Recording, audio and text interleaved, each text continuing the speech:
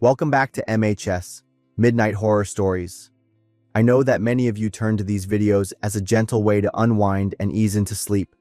So, before you drift off tonight, could you help me with a small favor?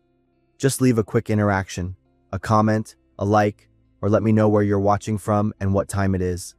My goal is to hit around 200 likes within the first 24 hours.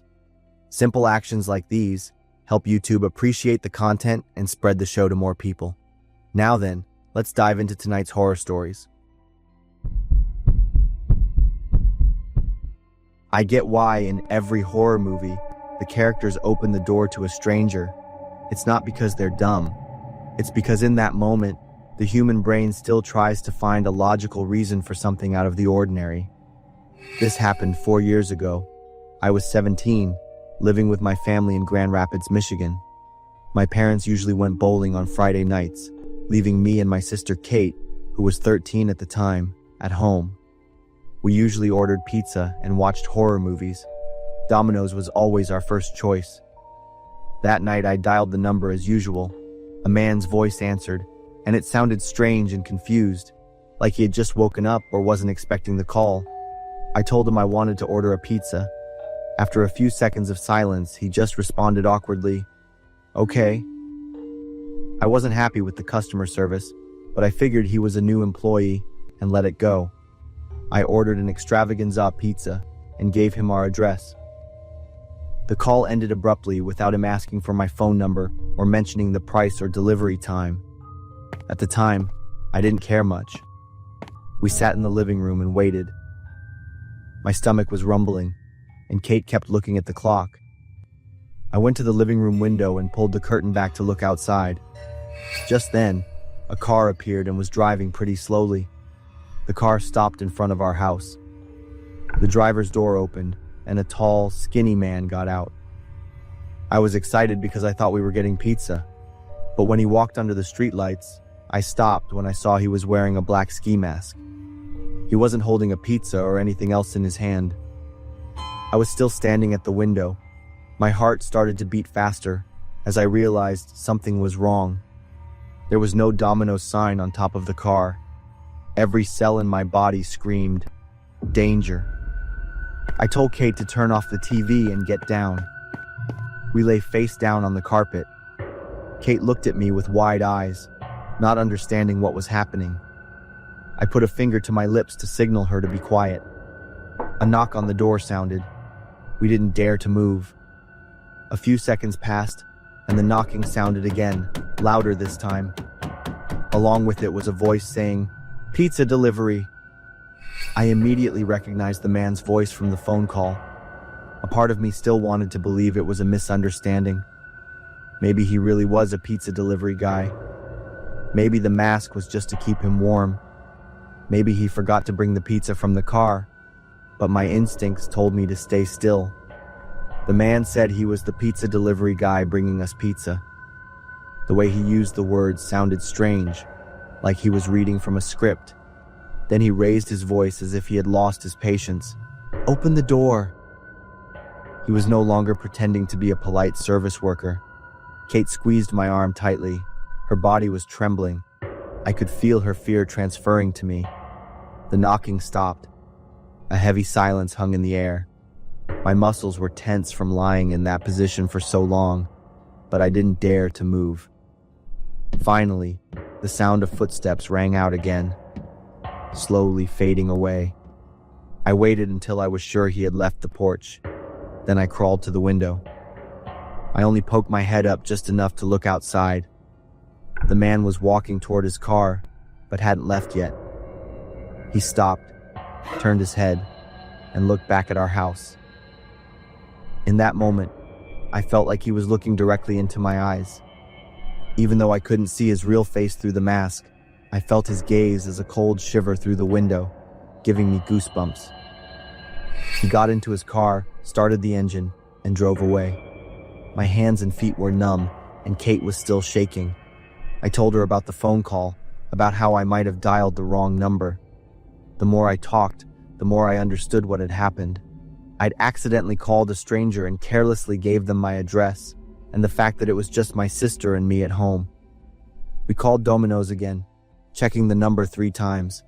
The person on the other end of the line was a professional, friendly employee, which made me feel like I was back in the normal world.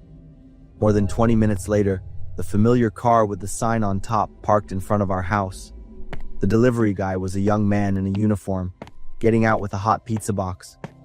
I opened the door, took the pizza, and looked around. I didn't expect to see anything unusual, but I still had to do it. That pizza was the best pizza Kate and I had ever eaten. We were so hungry and tired, and we had just gone through a heart-stopping situation. I can't stop thinking about that night. I've asked myself a few times, what if we had opened the door? Was it a spontaneous plan by the man because of my wrong number, or had he done things like this before? I'll never know the answer. But every time there's an unexpected knock on the door at night, I still look through the window before I open it. Because sometimes, doing nothing is the decision that keeps you alive.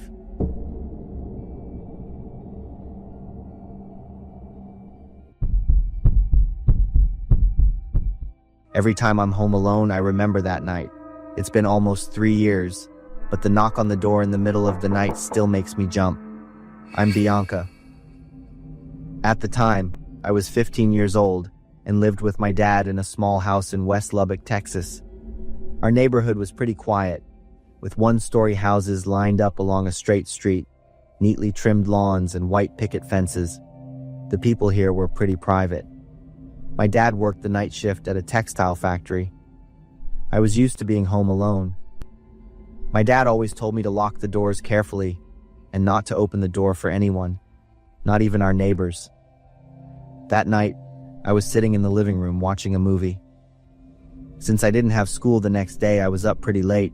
It was about 10 p.m. I don't remember the exact time. A knock on the door sounded, 3 gentle taps, then silence. My heart skipped a beat. Who would come at this hour? I muted the TV and quietly went to the door. Through the peephole, I saw a girl. She was very young, probably my age. She was dressed simply and seemed decent. Behind her was a gray car parked near the curb. I opened the door a crack, with the security chain still on. I'm sorry to bother you so late. My car broke down. Can you come out and help me take a look? Her voice sounded very normal, even a little shy. I don't know anything about cars, but I can call a tow truck for you. She quickly declined, saying it was just a small issue with a dashboard light. I still refused. I didn't have my driver's license yet, and never paid attention to those things when I was in a car. You should call someone who knows more about cars, or you'll just be wasting more time. I said that, but the girl's pleading attitude became more urgent. She moved closer to the door, with a pitiful expression. I can't help you. I stood firm in my decision, closed the door, and locked it. Through the peephole, I saw her still standing there, staring at the door. At that moment, my heart pounded faster when I met her gaze. A few seconds later, she turned and walked toward the car. I stood there, watching, and was so shocked I froze. The girl didn't get into the driver's seat as I had expected. Instead, she opened the back door and got into the back seat. I was a little confused because she said the problem was with the dashboard in the front. The car started to move. Then a thought came into my head. If she wasn't driving the car, then who was? I ran to the window, pulled the curtains back, and watched the car as it drove away. So the entire time she was standing at my front door, there was someone else in the car, waiting. I remembered how she had insisted on me coming outside, not accepting any other solution. I was so lucky that I had been firm. My dad's words before he went to work were always deeply ingrained in my mind, and they helped me avoid danger. I couldn't sleep that night. I sat in the living room, constantly looking out the window and listening to every sound. When my dad came home the next morning, I told him what had happened. He immediately called the police, but there weren't many clues. No license plate number, no names, just a vague description of the girl in the gray car. The most important thing was that I was safe. I had listened to him, and he was very proud of me for that. Even so, it wasn't easy for me to get over it. My dad had to ask for a shift change to be home with me. We installed a bunch of cameras and a doorbell camera. Slowly, my life returned to normal. But the question about that girl still haunts me. Who was she? Was she a victim who was forced? Or was she a part of a plot? And most importantly, what would have happened if I had gone outside that night? To this day, every time I hear a knock on the door at night, my heart still tightens. The image of that girl's cold eyes and the back car door closing are still burned into my memory. I know that if I had just unlocked the door a little that day, I probably wouldn't be here to tell this story. Every time I see pizza rolls in the freezer, I remember that night. I thought I was going to die in the attic of a stranger's house. My name is Logan. I'm 20 years old, a sophomore at the University of Texas in Austin. My mom has a close friend, Sarah. She owns a large house in the Westlake Hills neighborhood. Last Friday, she needed someone to house sit for the weekend while her family went to New York. Sarah needed someone she knew because it wouldn't be a paid job, but I could eat and use things in the house as much as I wanted. I agreed to house sit for her, thinking it would be a great weekend to have food and a quiet space to write. That night, I was sitting at the kitchen table with my laptop, writing a ghost story about a girl who was trapped with a ghost. Sarah had said there were 2 shy cats in the house that would hide if there was a stranger, but I only saw a hairless, fat cat walk through the living room. It was completely different from her description. Around 8 o'clock, as I was writing the part where the ghost appeared, I saw a person outside the house. A tall man wearing a gray hoodie was standing next to the kitchen window. He wasn't looking at me, but at the house next door, holding his hand up to shield his eyes so he could look through the neighbor's window. I tried to convince myself that he was just someone out for a walk, but the way he moved was very sneaky and cautious, which caught my attention. He moved to another window of the neighbor's house and continued to watch. This was definitely a burglar casing the empty houses. Suddenly, he turned around. Our eyes met through the glass. His face was covered by his hood, but I could feel his surprise, and then immediately his calculation. He turned and walked straight toward the house I was in. I jumped up, and the kitchen chair fell to the floor with a loud bang. My mind was racing, but nothing was clear. That's right, run. I have to run. I spun around, my hands fumbling on the tabletop. I grabbed my phone and my hands were shaking. It took me 3 tries to dial 911 correctly. My voice was trembling as I quickly gave them my address. When I hung up, I realized I was out of breath as if I had just run a marathon. I needed to hide, and I immediately thought of the attic. I ran toward the stairs, tripping over the chair, almost falling. I climbed into the attic, slammed the door shut, and fumbled with the latch. It was at that moment, in the stuffy darkness, that I realized my fatal mistake.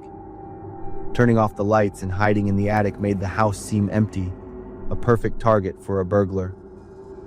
I huddled in the corner and bit my lip to stop myself from breathing too loudly. About 5 minutes later, there was the sound of glass shattering. I flinched, almost screaming. So, he had gotten into the house. I clenched my hands, my whole body tense. Every sound made me jump. Then, I heard footsteps on the stairs. The sound got closer and closer. It sounded like he was checking every room. The footsteps stopped right under the attic door. At that moment, my mind felt like it was going to explode. The feeling of hopelessness, like an animal backed into a corner. I jumped up and yelled, "I have a gun. If you don't get out now, I'll shoot." And then a miracle happened.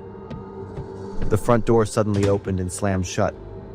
I collapsed onto the wooden floor, unable to believe it. I had scared a burglar away by pretending to have a gun, and he believed me. A few minutes later, the police arrived.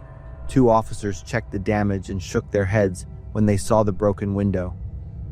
This is the 7th time this month we've had a report of a burglary. It's always wealthy homes and on the weekends. Luckily, he hasn't hurt anyone yet. I nervously asked the police if it was illegal for me to lie about having a gun. He laughed and said, "No, you're very smart for protecting yourself." After the police left, I called Sarah and my mom. Sarah was worried and didn't blame me. She asked if I wanted to go home early. I said, "I'll stay. I need to be responsible for the job I accepted." But my nerves were shot. I needed a way to de-stress, to get revenge on that terrifying night. My eyes went to the freezer. I found 2 bags of pizza rolls, a total of 180. I ate all of them that night. My body was still shaking after I finished. I continued to eat a few apples and drink some milk. My full stomach made me feel a lot better. Sarah's family returned the next morning. They were happy that I was safe. Since then, every time I see pizza rolls, I remember that Friday night in Westlake Hills, when I not only faced an intruder, but also overcame my own fear. I'm Isaac, 33 years old. I have a happy family with my wife Rachel, 29 years old, and our 5-year-old son named Jim. I have been living away from my family since I went to college, while Rachel has been an orphan since childhood. Our house is always filled with laughter from Jim's innocence, liveliness, and affection. Like other children, Jim has 2 imaginary friends named Anna and Julian. Jim always tells funny stories about him and his 2 friends for us to hear. Rachel doesn't like those stories and always creates opportunities for Jim to interact with real-life friends. Last summer, our family visited the orphanage where Rachel used to live as a child. I suggested to my wife that we stay at the orphanage for a few summer months so that both of us could rest and spend more time with Jim. Jim would have many friends to play with while my wife and I would assist the caregivers here. My wife was hesitant about this proposal. She thought about it for a long time and seemed unsure when I asked her again later on. Finally, Rachel agreed with the proposal. Jim was very happy to live here. He quickly made friends, which reassured us greatly. The principal arranged a private place for us that was clean and tidy. In the morning, while we were happily eating breakfast together, Jim introduced me and Rachel to his 2 new friends, Joey and Leon, whom he had just met recently. They would all become a group of 5 happy friends along with Anna and Julian. Although Jim had many other friends outside the orphanage now, but he couldn't forget his imaginary ones. Rachel was surprised when she heard Jim mention the names of his new friends again. She asked about the one named Leon once more. I was also surprised by her reaction, so I asked what was wrong. She laughed it off, saying it sounded like someone she once knew. One evening it got late, but I heard faint whispers from Jim's room. It surprised me because usually by this time every day, he would already be asleep, so I quickly went to check on him. When pushing open the door into his room, I saw Jim sitting there, staring at the wall in front of him, whispering, as if telling a fairy tale they used to read before bedtime. I gently called out his name. He turned around, smiling at me. He held my hands, introducing me to his newfound friend named Leon. I felt both confused and creeped out, as there was no one else in the room except for Jim and me.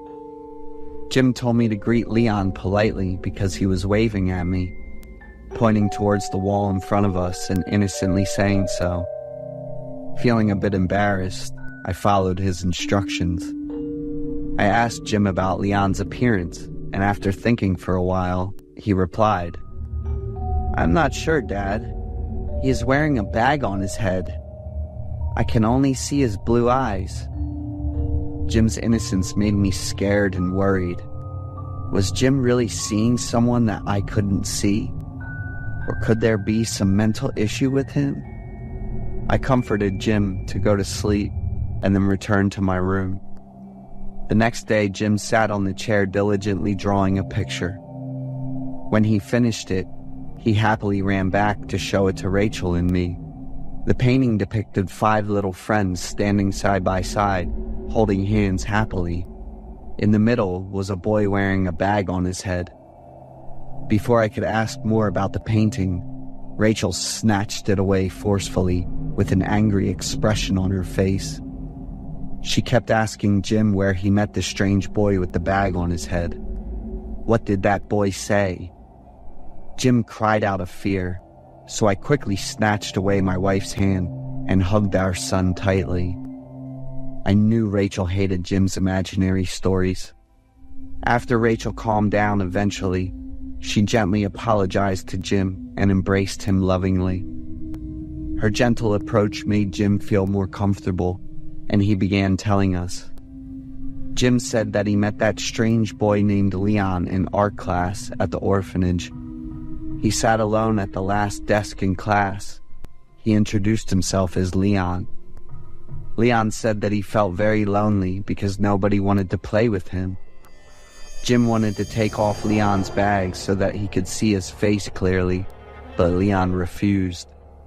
Leon said that his face was very ugly, so he didn't want anyone to see it. I noticed Rachel slowly losing her composure through Jim's every word. She tightly gripped the boy's shoulders, staring into Jim's eyes with wide eyes, emphasizing each word. She demanded that Jim stop playing with Leon, effective now, and instructed him clearly not to believe anything that Leon said. Jim was frightened and started crying. I was uncomfortable with Rachel's baseless control, so I took Jim away to calm her down. That evening, Rachel went to Jim's bedroom in an attempt to make things as happy and close as they used to be. On another occasion, during a happy family dinner, Jim seemed sad and ate less than usual. When questioned by Rachel, he looked up at me with teary eyes and said hesitantly, "I'm not your real son. I was brought from somewhere else." My wife and I were shocked. How could he know this? I comforted Jim, telling him it wasn't true, while Rachel assured him that whoever said it was lying. "Leon is a good friend. He would never lie to me," remarked Jim. Seeing Rachel getting angry at the mention of Leon's name, I quickly tried to soothe her and asked her to leave us alone. I was very stressed during that time. I understand that Jim is experiencing psychological changes and becoming increasingly curious about everything around him, while Rachel is losing her composure in raising her child. Jim was not our biological child. He was adopted from this very orphanage. However, no one except my wife and I knew that. We plan to disclose this to Jim when he is old enough. I'm really curious about Jim's new imaginary friend, Leon. In the following days, my wife and I spent more time with our son, caring for and encouraging him. Children tended to forget easily because Jim never mentioned it again after that. It's almost Jim's 6th birthday soon, and my wife and I were planning a celebration. We're organizing a grand party for Jim and inviting everyone from the orphanage to join us. On the day of the party, everything was perfect, except for the absence of Jim. I asked Rachel to go upstairs to call him down, while I stayed below to attend to our guests. She left, but took a long time to return. Looking at the clock, we were past due for the main part of the celebration. I quickly went upstairs to search for them both.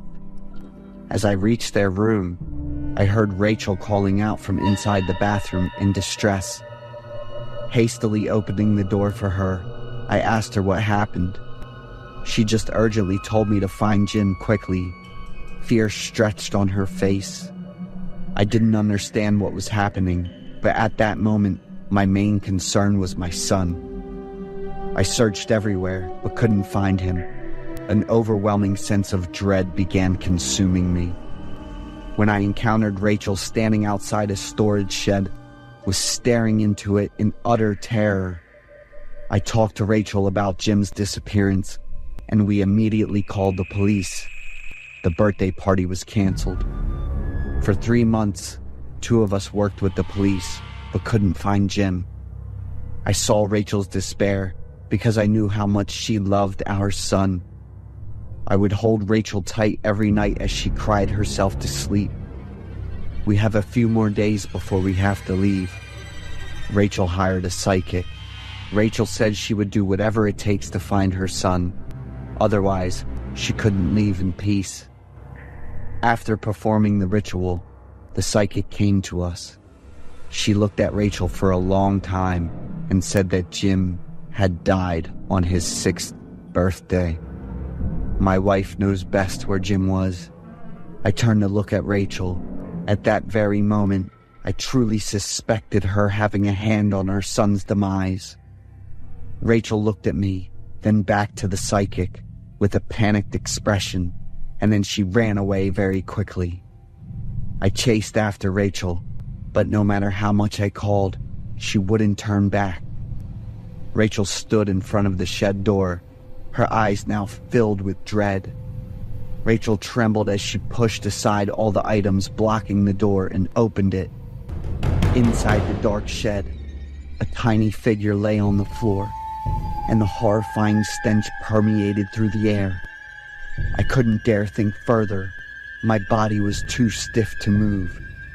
Rachel ran to the decaying body, which was the boy wearing a cloth sack, just as Jim had described.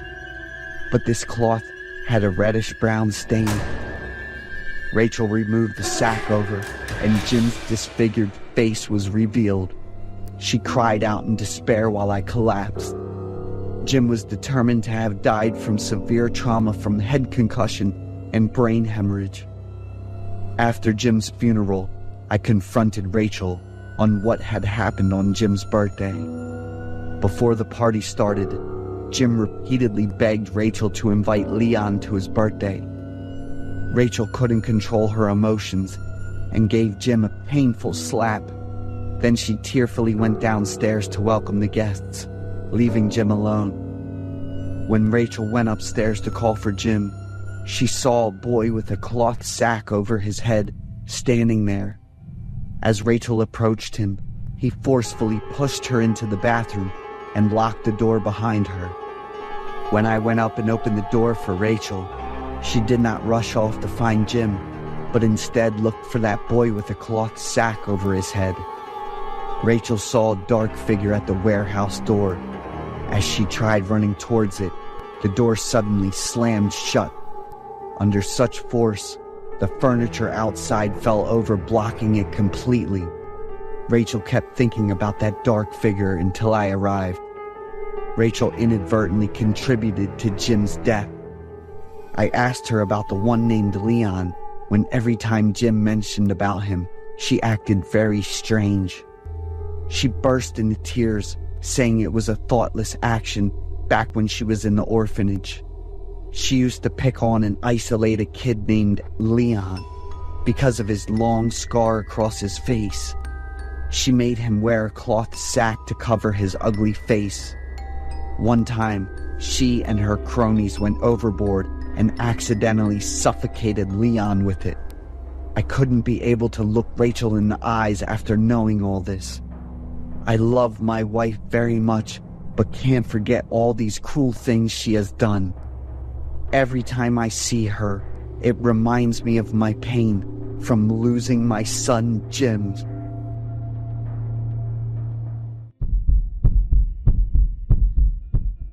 I'm Jonathan, 17 years old. I'm an only child. My parents own a company and are very busy. One day, I came home after school and received a message from my mom on the refrigerator door. I prepared food in the fridge. Dad and I will be home late tonight, so remember to lock the door carefully. After dinner and taking a shower, I checked all the doors and windows in the house and then went to my room. There is no homework today, so I have plenty of time to use the new laptop that Dad gave me for my birthday last week.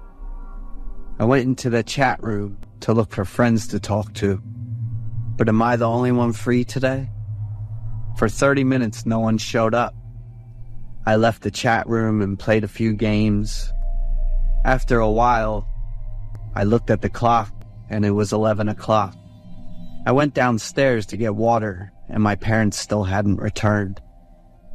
Back in my room, I closed a game app and browsed through social media for a while. Just as I was about to turn off the computer and go to sleep, a video call notification from an unfamiliar account suddenly appeared. I hesitated for a few seconds, then put on my headphones and decided to press the green button. My image appeared in the corner of the screen, but on the other side was just a black, silent screen. "Oh, hello," I said, but there was no response. There was still silence and a black screen. I briefly thought that it might be one of my friends playing a prank on me. Could it be that a ghostly face is about to leap out of the screen? After a few more seconds with no other signs, I said, "I'm going to end the call now."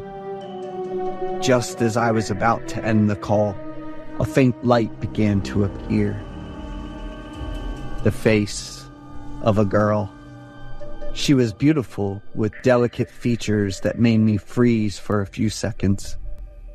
Even with just a little light, it was enough to clearly see her beautiful features. I greeted her and gave a shy smile, but she didn't respond. Instead, she sent a message. "Help me." I was startled and looked back at the girl. The beauty that was once there was now replaced by fear. Her eyes were filled with tears, and her face was pale. Without giving me a chance to respond, the girl continued to message. "Please help me. He's breaking into my house." "What's going on? Where are you?" "I'm in the closet. There's an intruder in my house. He's searching for me." The girl couldn't stop crying. Her messages were completely misspelled, but fortunately, I could still understand them. I kept asking about the situation, but the screen reverted to the black state it was in before. It seemed like she had closed the laptop. Several minutes passed, and it remained the same, but I could sense very faint breathing. She must still be there. My heartbeat quickened with each passing minute of waiting as I stared at the laptop screen. I checked the clock. 5 minutes had passed. "Are you still there? Are you okay?" I said. The girl gradually reopened the laptop and began typing a message to me. I noticed a red streak smeared across the corner of her camera. "It looks like blood," I murmured. "He's coming into the room. He's about to find me. Please call the police for me." "I'll help you call the police. What's your name?" I asked her, speaking as quickly as possible while dialing the phone. "Fiona." "All right, Fiona. Quickly, tell me your address." She replied, and my heart nearly stopped. The address she gave was my own. I couldn't believe my eyes. How could this be? Is it a prank? I asked for the address again to confirm. At that moment, a loud noise came from the other side. The girl clutched her head, crying hysterically in panic. I was bewildered, pacing back and forth in the room, my mind spinning with the information I had just received. The house was eerily silent. I went down to the living room and the kitchen. Everything seemed normal. But the strange thing was that the sounds from Fiona, her footsteps, became increasingly clear, as if they were coming from my own house. I returned to my bedroom, trying to listen more closely. The sound of typing on a keyboard was echoing loudly. It felt like it was coming from right next to me, not from Fiona's side. It seemed like it was coming from inside the closet. Gripping the scissors on the table tightly, I slowly approached the closet. Filled with fear, but also unable to resist the feeling of curiosity, I took a deep breath and flung the door open. Fiona's scream of pain and fear from the laptop startled me. The video call ended, leaving the space in eerie silence at midnight. I looked into the closet and searched through it, but found nothing unusual. It took a few more minutes for my mind to regain control over my body. I called my parents. They were on their way home as well. That night, I stayed awake. The room light was on, and the closet was left wide open, with clothes scattered outside. I had to make sure the closet was completely empty, with nothing hidden inside. I was so exhausted that I fell asleep when it was already morning, and woke up at 3 p.m. My parents came to the room to wake me up. Dad had learned more information after researching the history of the house. Before my family bought and moved into this house, there had been a horrific murder case. The victim was a 17-year-old girl from the family. While home alone, the girl was confronted by an intruder. After fighting back, the girl hid in the closet, only able to grab her laptop to call for help. The next morning, her parents returned and found their daughter in the closet. And that closet was exactly where Fiona met her end, with 60 stab wounds on her body.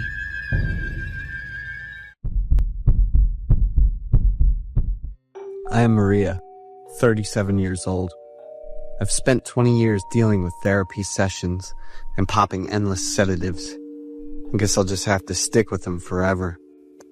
Sounds pretty rough and hopeless, but I'm one of the lucky ones out of the 50 poor souls taken down by that highway menace, Robert Ben.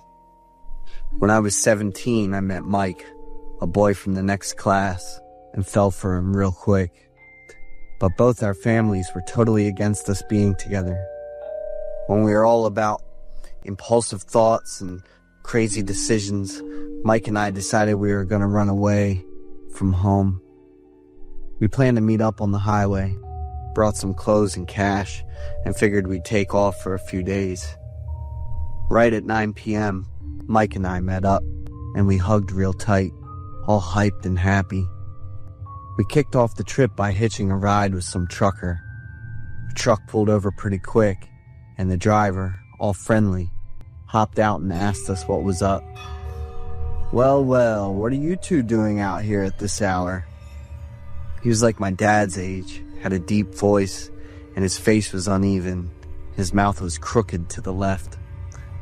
I'm Maria, and this is my boyfriend, Mike. Can you give us a ride to the next city on this highway? I got straight to the point. Awesome. Yeah, for sure. Hop in. The driver was cool about it and quickly jumped in to show us the way. I had barely taken 3 steps when Mike grabbed my hand and yanked me back. Maria, I think we should grab another ride. Mike was iffy and looked kind of freaked out. What's up, Mike? We don't have much time. You think our parents won't catch us here? I was rushing and getting a bit annoyed. But he kept staring at your boobs. Cut it out, Mike. You can't talk like that about someone who's helping us. I pushed the thoughts aside, didn't pay much attention to how Mike felt, and jumped in the car. Mike quickly ran over, hopped in the front seat to split me and the driver up.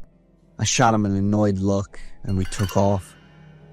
I could hear metal clanging together non-stop from the back of the car. Mike and I looked at each other, probably with that curious look, and the driver finally spoke up. The door latch is kind of loose. Haven't had a chance to fix it yet. Hope it's not bothering you two. Then he looked at me and gave me this weird smile. No, we're good, I quickly said. I still don't know your name. Ben. That's what everyone calls me. Full name's Benjamin Wilson. I smiled back, but seeing how tense Mike looked threw me off. What's up? Mike heard me and jumped, then turned to look at me but didn't say anything. He pulled out his phone, and a few seconds later, my phone buzzed with a new message. Maria, you hear someone moaning? I froze, tried to listen real close, then out of nowhere, I could feel warm liquid on my arms and face, and a strong, nasty, fishy smell hit my nose. It took me a few seconds to turn to Mike. He was hunched over, His neck had a deep gash, and everything was covered in red. The driver was holding a sharp knife, just grinning at me like he was having a blast. I freaked out, mouth wide open, but no words coming out, and Mike's scared eyes were full of pain and hopelessness. "The truck's too cramped with 2 people," the driver said, then slammed on the brakes. I was dying to get out of there, wanted to run, but the car door was locked. "Don't do anything dumb, unless you want to end up like him." Immediately after speaking, the driver forcefully pulled Mike out of the car, further enlarging the wound on his neck. That was the last time I saw Mike. He got left on some empty road. I screamed, ready to fight back, but my weak ass just made him more excited. He popped open the trunk, and with one big push, he shoved me in, his bloody hands still all over me. I was freaked out. My body just froze up. This trunk was like a nightmare, full of chains, clamps, leather straps, all kinds of twisted stuff. There was a girl trapped by that sicko with all that stuff, and it was pretty obvious what he was planning to do. Just thinking about that stuff makes it hard to breathe.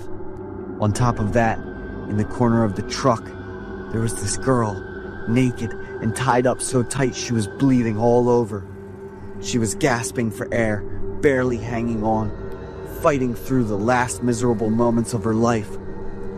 I was gonna take her place, and that's when my 7 days of hell started.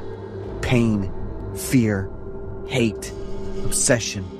But not once did I give up on trying to escape. One evening, I begged him to let me have my fave Popeyes burger, and maybe because I'd been good the past few days, he actually said yes. I used every bit of strength I had, just desperate to escape the chain, but my wrist got all torn up. I quickly ducked into a dark corner instead of running, because that sicko would have found me in no time. When it got light, I ran out to the main road, hoping to get help from people in cars, not trucks. I got saved and finally came to after 2 weeks in the hospital. I told the police everything I went through. Benjamin Wilson got life without parole, but honestly, that's nothing compared to the hell he put innocent people through. As for Mike, they never found his body. This story is based on a shocking case in the United States, where the perpetrator, Robert Ben Rhodes, was revealed to be a notorious and repulsive serial killer, with over 50 victims spanning 2 decades, from 1970 to 1990. On average, that means he would kidnap and murder 3 women every month. A former truck driver, he would often target victims along highways before taking them to the room right behind his truck. Robert Ben became a monster, largely shaped by his family's circumstances and the disturbing things he witnessed as a teenager. Although he was arrested and sentenced to the maximum punishment, the pain and horrific crimes committed by Robert Ben continue to send chills through the American public. So, I'm Tyler, and it's been like 6 months since everything happened. I fought like hell to make it back here. Even though I was physically okay, I was totally freaking out inside, and my heart felt ice cold. My girlfriend died right there during our picnic, and I saw her get murdered right next to me. My girl's name was Violet, and I was planning to pop the question. I'd kept it all on the down low, and everything was going perfect. One gorgeous weekend in November, Violet invited me out to Lake Berryessa to go camping. "Tyler, I'm so pumped. I want to see the gate to hell," Violet said. For anyone who doesn't know, the gate to hell is what locals call this massive whirlpool that shows up when the lake water gets high. This whirlpool was made by this cool overflow system that helps control all the extra water in the lake. We rolled up to the campsite with food that Violet made herself. "There's no one here but us, Tyler," Violet said, checking everything out with a big smile. I looked around too, and she was totally right. I joked. I booked the whole place just for us, and we both cracked up. We ate and chatted, and I was about to finally do what I'd been thinking about for months. I dug into my pocket to grab the ring box, and my heart was racing so fast I could barely breathe. "Tyler," Violet called out, and I jumped, dropping the ring box. She reached out and grabbed my arm, looking confused as she stared behind me with wide eyes. "Violet, what's up?" I asked, turning around, and there was this tall guy wearing a black hoodie and sunglasses, so you couldn't see his face at all. He was holding some metal thing in his hand. Hey," I shouted, but he just ignored me. "Need any help?" I tried to sound friendly, but as he got closer, we saw that he was holding a knife. Violet was freaking out and holding my hand tight. "Call the police, Violet," I whispered while standing in front of her. But Violet looked totally frozen and didn't seem to hear me at all. We were kinda at his mercy, so it was probably best to just go along with what he said for now. I didn't want anything bad to happen. I figured this was just gonna be a regular robbery after handing over all the car keys, my wallet, and phone, but nope. "Tie up your boyfriend," that crazy man told Violet. At that moment, Violet was scared. Her face was pale, and she was shaking like crazy. Following the robber's orders, Violet tied my hands with my belt. Then, that bastard tied Violet up too. We were made to lie face down on the car hood, facing each other, and Violet just started crying. "Chill out. Everything's gonna be fine. I'm always gonna be right here with you, okay?" I tried to comfort her, but I was freaking out too. Violet bit her lip hard, trying to hold back her fear, and nodded. Those were the last words I got to say to Violet. She suddenly let out a scream of fear and pain as the first stab hit her hard in the back. The second, third, and fourth stabs came. Violet's screams got weaker, and all I could see were her eyes, filled with pain and despair, looking right at me. My heart stopped. I was breathing heavy, and my throat got all choked up. I couldn't say a word. A wave of horror hit me as I saw that awful scene, and my eyes filled with despair. I felt completely helpless. Pain and anger shot through my heart, and there was no way I could save the person I love. I gripped the engagement ring box tight in my hand, like I was squeezing my own heart. That bastard stabbed Violet 10 times. He laughed and pointed at me. Just like Violet, he gave me 8 stabs and then casually walked away. I mustered up a little strength and tried to yell for help. A moment later, a dad and his kid who were fishing by the lake heard me and helped call the cops. My memory went blank right then. I woke up in the hospital to the gut-wrenching news that Violet had died from deep wounds and blood loss. The police asked me to give a detailed description of the killer. White guy, about 5 feet tall and around 170 pounds. Besides the black hoodie and sunglasses, he was dressed in all dark clothes. Oh, and there was this symbol on his shirt, a circle with a cross over it. That was all I could remember about the guy. According to the police, he was a serial killer known as the Zodiac. Violet and I were the victims of his third case, but somehow I'd made it through. After that awful shock, my mind went totally blank. Every night I was haunted by Violet's last image. Her desperate eyes and bloody body kept showing up in my dreams, and even when I was awake, I felt like a total zombie. My heart was ice cold, and any shot at finding joy again felt completely hopeless. I couldn't shake the guilt of not being able to protect the girl I loved, and it felt like a mental wound that would never heal. The helplessness, bottled up anger, and pain of loss were crushing me, making me feel scared and empty. not knowing how to deal with reality after everything fell apart. The story is based on a true tale about the Zodiac Killer's third case. On September 27, 1969, 22-year-old Cecilia Shepard and 20-year-old Brian Hartnell were on a romantic camping trip at Lake Berryessa in Napa County, California. They went through the most painful and terrifying moments of their lives when they ran into Zodiac, the most mysterious killer ever. Even though the police found some more clues the killer left behind at the scene, they still couldn't figure out who he really was, even now. I'm Percy. I'm 27, and I live in the suburbs of Florida. I grew up in a pretty normal family where life was simple and chill.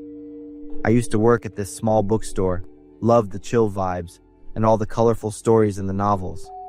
My life was pretty uneventful until I met Henry, who I thought was the perfect love of my life. I met Henry at a good friend's birthday party. He looked like he walked straight out of a rom-com. Tall, deep blue eyes, a killer smile, and all the confidence. On top of that, Henry was thoughtful, always noticing the little things that made me feel special. He caught every little thing that made me smile, like pouring me a glass of wine or asking about my favorite book. At the start of our relationship, everything was awesome. Henry made me feel secure and valued. He took care of me, doing little things to make me happy, like remembering my favorite foods or surprising me with gifts. But it wasn't long before the first cracks started to show in the relationship. Henry had this way of showing his love that was a little too intense, sometimes crossing the line and making me feel uncomfortable. His handshakes, which seemed gentle, were so tight they left red marks on my skin. His hugs sometimes felt like they were suffocating me. I tried telling Henry that he hurt me, but every time I did, he'd snap, and I could see the anger and annoyance in his eyes. Henry's actions started getting more and more controlling. He wanted to know everything about me, where I went, who I hung out with, and what I was doing every second of the day. My phone wasn't private anymore because he was always checking my messages and calls. Anyone who talked to me up close made him insanely jealous for no reason. One time, he ripped up my favorite notebook just because it had the name of an old friend I mentioned in it. That control wasn't love anymore. It felt like an invisible cage trapping me. I started to feel suffocated, stuck, and hopeless. When I brought up breaking up, Henry seemed like a totally different person. He started smashing things and yelling like crazy. All I could do was hide, like a scared little puppy afraid of the noise. Henry's rages made me start fearing the guy I used to love. Everything hit the fan one November evening. It was a chilly day in Florida, and I was in the kitchen getting dinner ready. The smell of roast chicken filled the whole house. Out of nowhere, I heard some mumbling from outside, followed by a loud, panicked scream. My heart tightened, and this weird, uneasy feeling started creeping up on me. I quickly washed my hands, ran to the door, and yelled for Henry. Before I could even step outside, what I saw made my body freeze up completely. Henry was kneeling, hunched over someone else's lifeless body. The other person's face was all messed up, with the skin torn open and showing patches of red, slimy flesh. Henry, his mouthpieces of flesh were falling from his blood-stained teeth. I wanted to scream, but my throat was tight, and all I could do was gasp for air. My eyes went wide, my ears were ringing, and the horrifying scene in front of me was burned into my mind. Henry turned to look at me. His eyes were bloodshot and completely empty of any humanity. His mouth was still chewing on a piece of flesh, with red drops dripping down. Police sirens sounded outside, along with the terrified screams of several neighbors. I heard a man shout, "Police, over here, it's him!" The police quickly restrained Henry. He struggled and screamed like a cornered animal. I couldn't move, and 2 medics helped me into the ambulance and took off. In the following days, the truth was gradually revealed under police investigation. Henry grew up in an abusive home, dealing with his dad's irrational rage and alcohol-fueled outbursts. He had to live with control and violence, and those scars turned Henry into a guy who couldn't control himself. The police said he had a history of mental illness, but kept it all hidden when we started dating. I left Florida, carrying the trauma with me, knowing it would take years to get over. I cried a lot thinking about everything, mourning for a soul that had been broken by the wounds of the past. I always wondered, if Henry had gotten the love and help he needed sooner, would things have turned out differently? I am Devlin. I'm 29 years old. I had a happy family with my parents, my older brother Dylan, who's 10 years older than me, and my sister Donna, who's 7 years older than me. My family wasn't rich, especially when Dylan had got lung cancer at the age of 19. We lived in a house where the rent was almost the same as my mom's salary. Plus, the house was really far from the hospital where Dylan was getting treated, so my parents decided to move. We moved to a big house with enough rooms for the three of us. The house was old, but the rent was half as much, and it was really close to the hospital. My family was going to start a new life here. We always boosted Dylan up and stayed by his side to help him get through his illness. Unlike my parents, who were happy with the new house, I didn't like its dark and musty atmosphere. Donna was always there to comfort me. She said the musty smell would go away once the house was cleaned and Dad put in more lights. Dylan's illness got worse, so he had to quit school and focus on recovering. My parents took great care of Dylan, and Donna looked after me. Since we moved to the new house, I haven't had a good night's sleep. Every night the sound of glass clinking together echoed. I figured it was coming from Dylan's room since he had to take a lot of medicine. The vibe in the family was a lot quieter, and meals weren't as cheerful as they used to be. I saw Dylan looking tired and pale. My parents were trying to handle the financial issues. I didn't like living in this house. I missed the cozy feel of the old place. One night I heard some noises and woke up. Even though I tried to ignore them, I could still hear footsteps and the sound of wheels rolling on the floor. I opened the door, looked out into the hallway, and felt it chill, even though I was inside the house. Suddenly, a dark figure appeared at the end of the hallway, walked toward Dylan's door, and then just faded away. "Dylan? Is that you?" The echo made me scared of my own voice. "Haven't you slept, Devlin?" Hearing Dylan's answer, I was relieved and said I needed to use the bathroom and returned to my room. The noises started up again, but there were no more footsteps. I figured Dylan was still awake. One day it was just Dylan and me at home. After lunch, I did the dishes while Dylan went back to his room to rest. After I finished the dishes, I didn't know what to do, so I just sat in the living room and watched TV.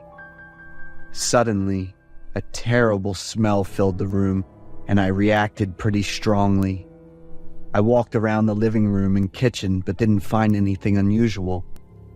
Dylan must have been asleep, so I didn't want to wake him. I decided to hang on until my mom and Donna came back. I went upstairs and closed the door to get away from that awful smell. I looked for the game console to pass the time, but after almost 20 minutes, I still couldn't find it. I must have left it on the desk. I'm wondering if Dylan borrowed it and forgot to mention it. I lay on the bed with a comic book and vaguely heard a really sad cry. Before I could figure out what was going on, a dark shadow passed by the door and made me jump.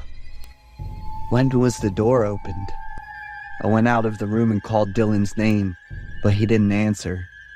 I went to Dylan's door and knocked, but there was still no response. I wondered if it was him or not. That night, I told everyone about the weird things I'd seen recently.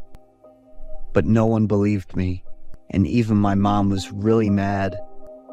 My dad looked at Dylan sadly, lowered his head, and didn't say anything. Donna told my mom to calm down. "The noise was because your brother was in pain. which kept him up and made him walk around the house trying to find some relief.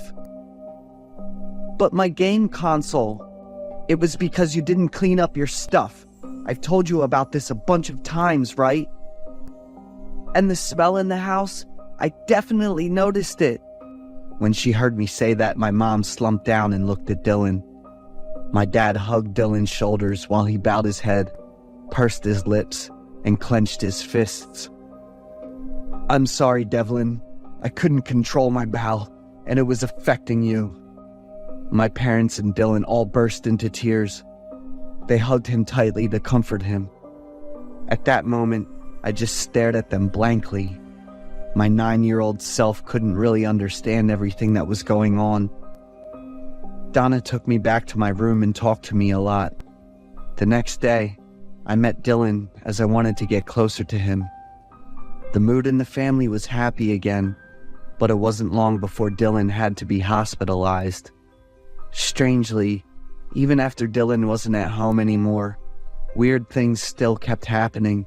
I could only talk to Donna about it, and one day she started feeling the same way I did.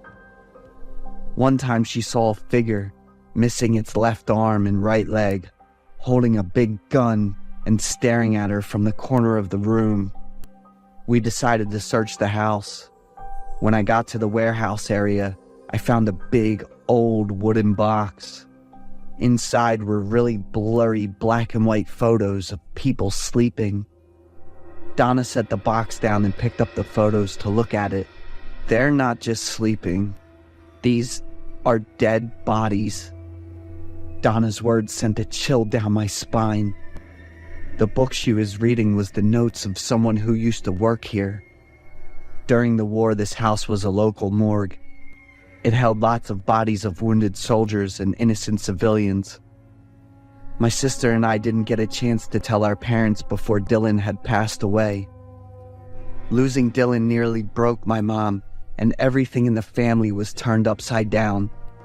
My mom wanted to move back to the old house because it held so many memories of Dylan. Before we left, Donna and I showed our parents the photos in the notebook. My parents invited a priest to come and pray for Dylan's soul and for all the souls in the house. It's been 20 years, and my family hasn't stopped thinking about Dylan for a single day.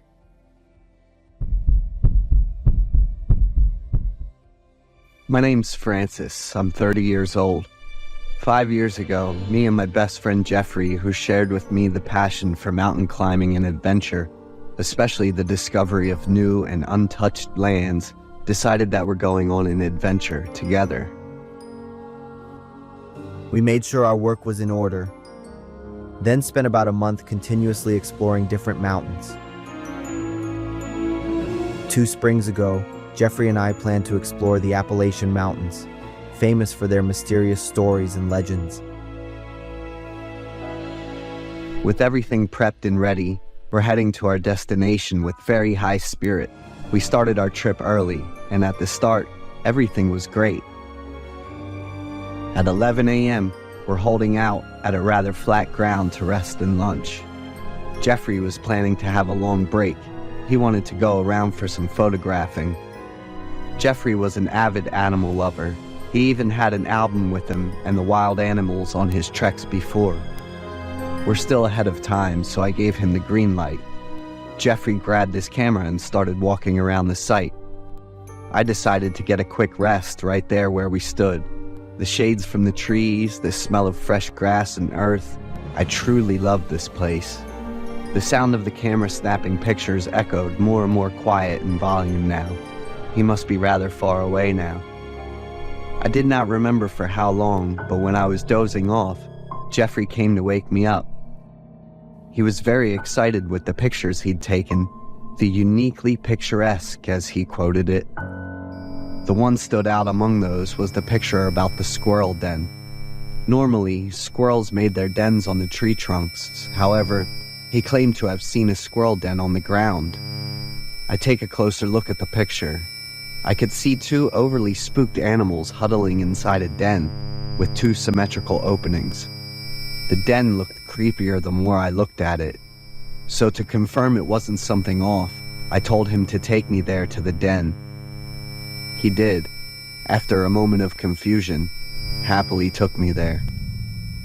When I got there, I decided to clear the scene a bit by flicking out the dirt and a few rotten leaves away. So my feeling was indeed correct. It wasn't a squirrel den, but a dried out human skull. We looked at each other, our spores filled with an unspoken dread. Jeffrey took a step back and heard a loud snap on his heels. He froze in his tracks while I approached closer and cleared out the scene for a better look. Another dried out skeleton, lying on the chest, had just been under Jeffrey's boots. After a quick cleanup, we discovered a total of 4 human skeletal remains, 2 adults and 2 children. Their clothes remained rather intact, with a lot of expensive stuff on their bodies. It must be someone really, really rich. I tried calling the police, but there's no reception. Jeffrey was dumbfounded by the discovery. He kept staring at the skeletons. I thought Jeff was on the verge of a panic attack, so I told him to descend first, getting the police to come. However, he refused, telling me to do that first instead. He'd remain here so the police would not get lost. I hesitated at first, but decided it's the better option. When I returned with 3 police officers, Jeffrey was still there in silence, staring at the skeletons. When the officers told us to cooperate and get our statements, I was willing, while Jeffrey, citing the stress of this discovery and the exhaustion of the trek, declined and immediately headed back to the hotel room. After the investigation, the police concluded that this was a wealthy millionaire family who lived nearly 190 miles from where they were found. They were reported missing for 3 years, and the search was, until this discovery, ongoing.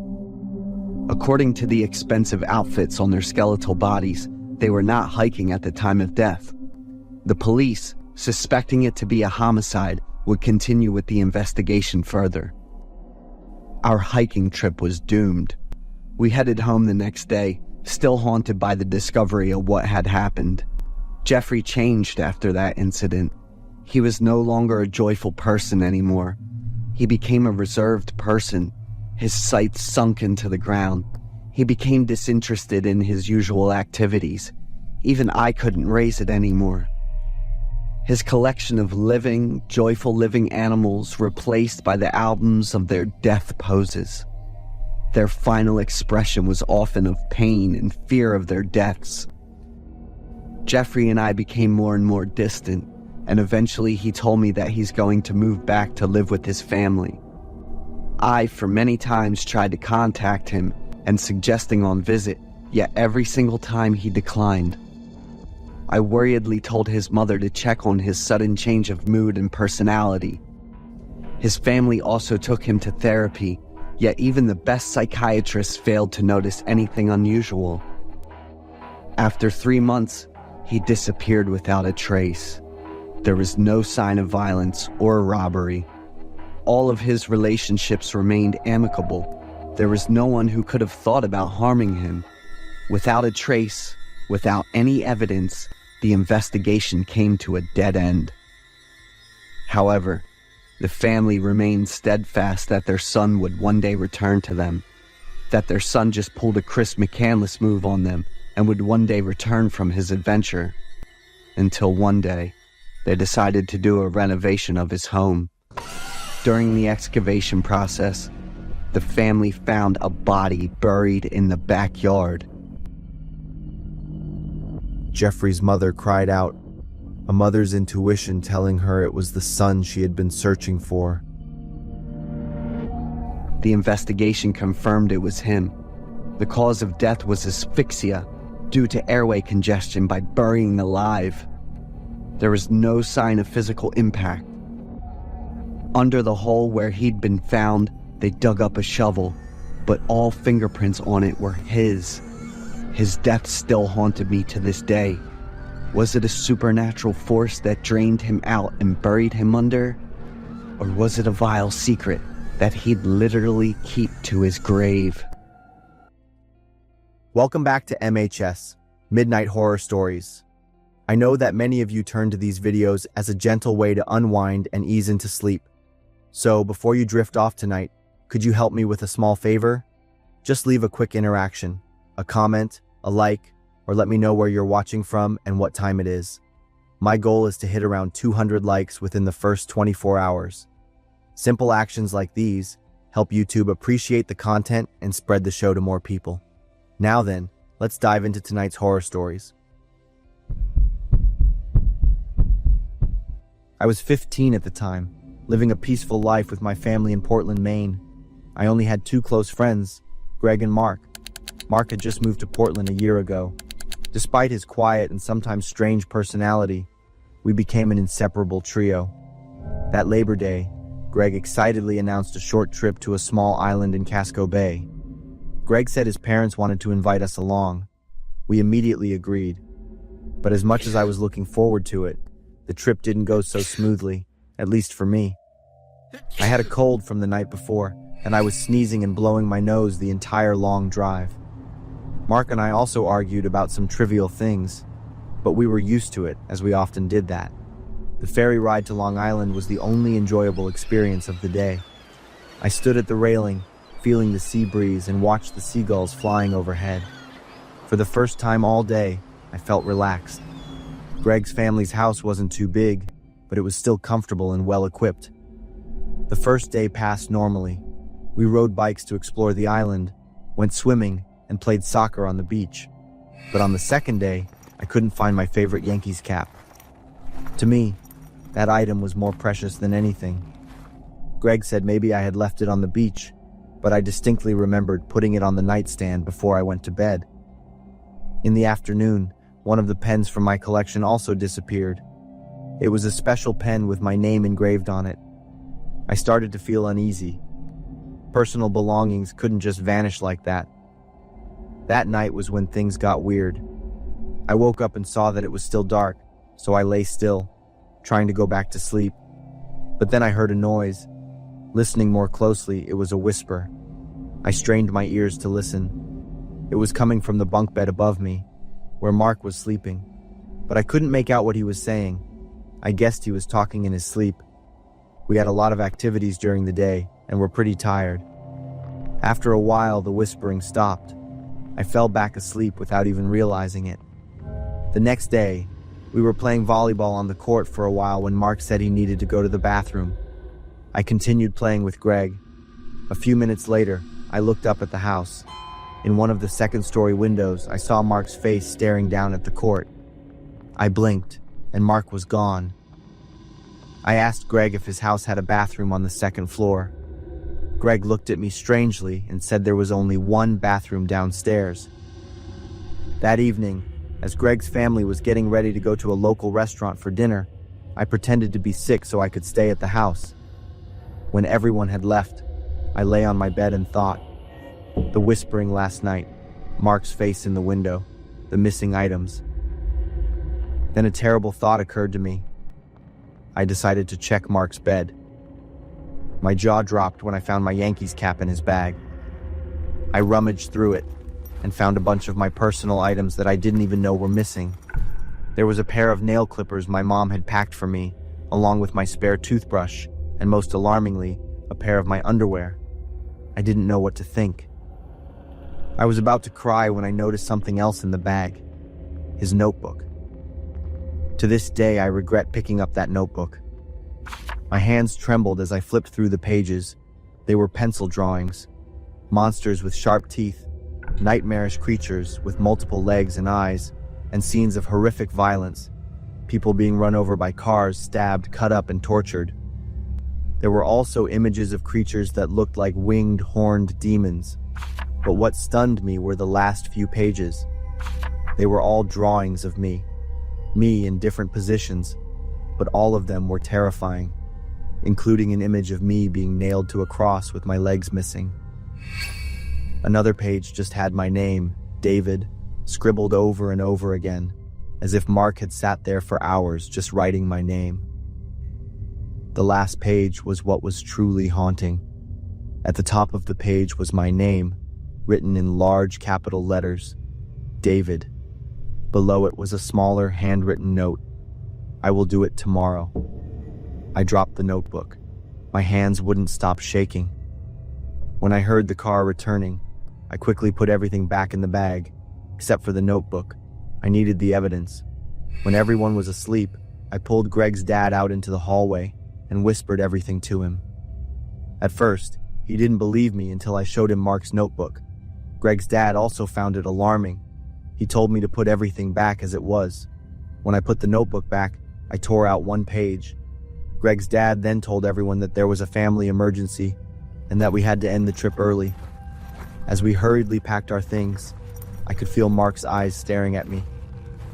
The ferry ride back to the mainland was the longest of my life.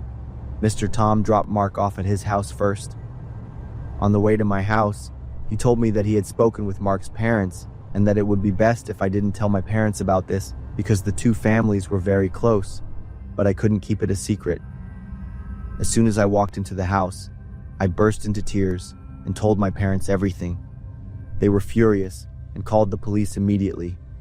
I had to tell the story to the police 3 times. The page I had torn from the notebook was used as evidence to get a search warrant. They found the notebook and all of my belongings, except for the pen, which was never found. My parents never mentioned it again after that. I never saw Mark again. His family moved away within a month. I also never spoke to Greg after that trip because my parents were so angry that Greg's dad wanted to keep everything a secret. Now, every time I think back, I still get shivers remembering Mark's eyes and the last pages of that notebook. I wonder if I hadn't pretended to be sick and stayed home that day, would I still be here to tell this story?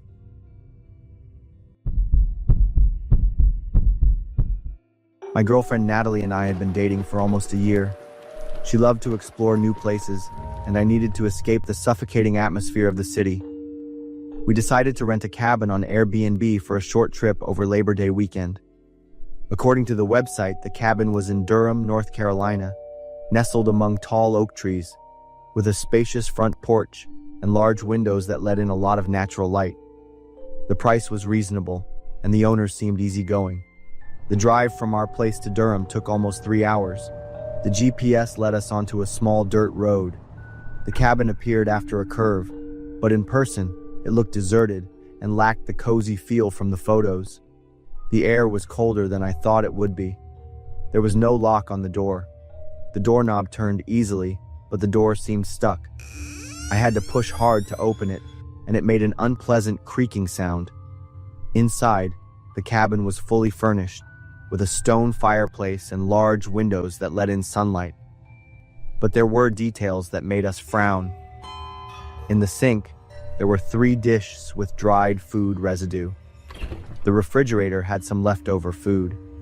Near the TV, there was a blurry photo frame of a man. We didn't feel completely comfortable, but we had traveled a long way and the cabin was generally okay. Maybe the previous guests had just left, and the owner hadn't had time to clean up. We decided to ignore it and continue to enjoy our trip. We started cleaning up and unpacking our bags.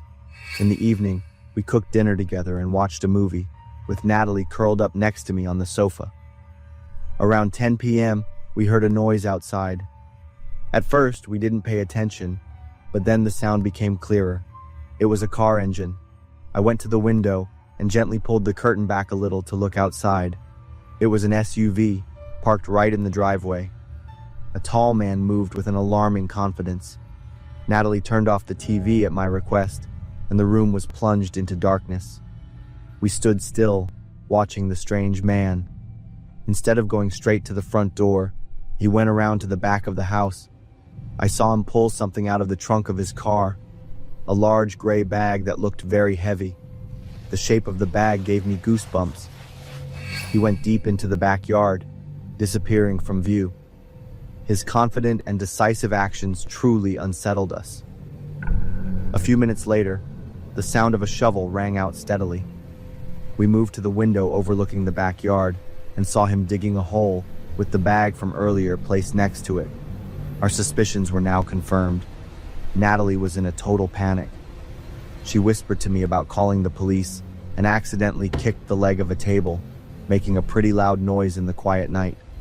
Both of us froze in place. Natalie looked at me with her eyes wide and round with fear. The next second, footsteps sounded, and a flashlight beam shone into the living room window. We stood there, frozen, unable to think or react. I could hear Natalie's quick breaths in my ear. The footsteps stopped, the flashlight shone directly at the window, and swept around. How can an intruder be so brazen? The footsteps continued, and then stopped at the front door. I heard a metallic sound. Maybe he was checking the lock. The doorknob turned slowly. A small click sounded, and the door was kicked open. The man walked in with a menacing look. In his hand was a handgun. To make things worse, he even knew where the light switch was. I could see his face clearly. Feeling a sense of familiarity, I looked at the photo hanging on the wall. "Who are you?" he yelled, pointing the gun straight at us. I raised my hands, and Natalie fearfully hid behind me. "We rented this house," I said. "I'm the owner of this house. No one is allowed to be here." His voice had a hint of surprise. The gun was still pointed at us. I opened the booking app and showed it to him. He looked at the screen. His eyebrows furrowed, and his mouth opened a little. "This can't be," he mumbled, his eyes still glued to the phone screen. The gun was lowered a little, and that was our chance.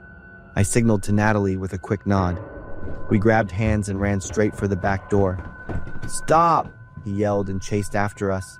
The back of the house was shrouded in darkness with only the faint moonlight. We ran straight into the woods, not daring to look back. I could hear him running behind us. We kept running deeper into the woods.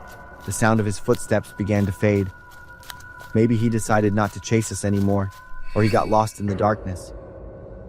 When we felt we had run far enough, I took out my phone and called 911. My voice was trembling as I described the situation to the operator. There was an armed man in the house we rented, and we suspected he had just buried something in the yard. The police arrived, and we led them to the cabin. The man was gone, along with his SUV, but the bag was still there, half buried in the newly dug hole in the backyard. Inside was the decomposing body of a man. Natalie almost fainted when she saw the scene. We immediately packed our bags and moved to a hotel. Natalie was in a bad mental state.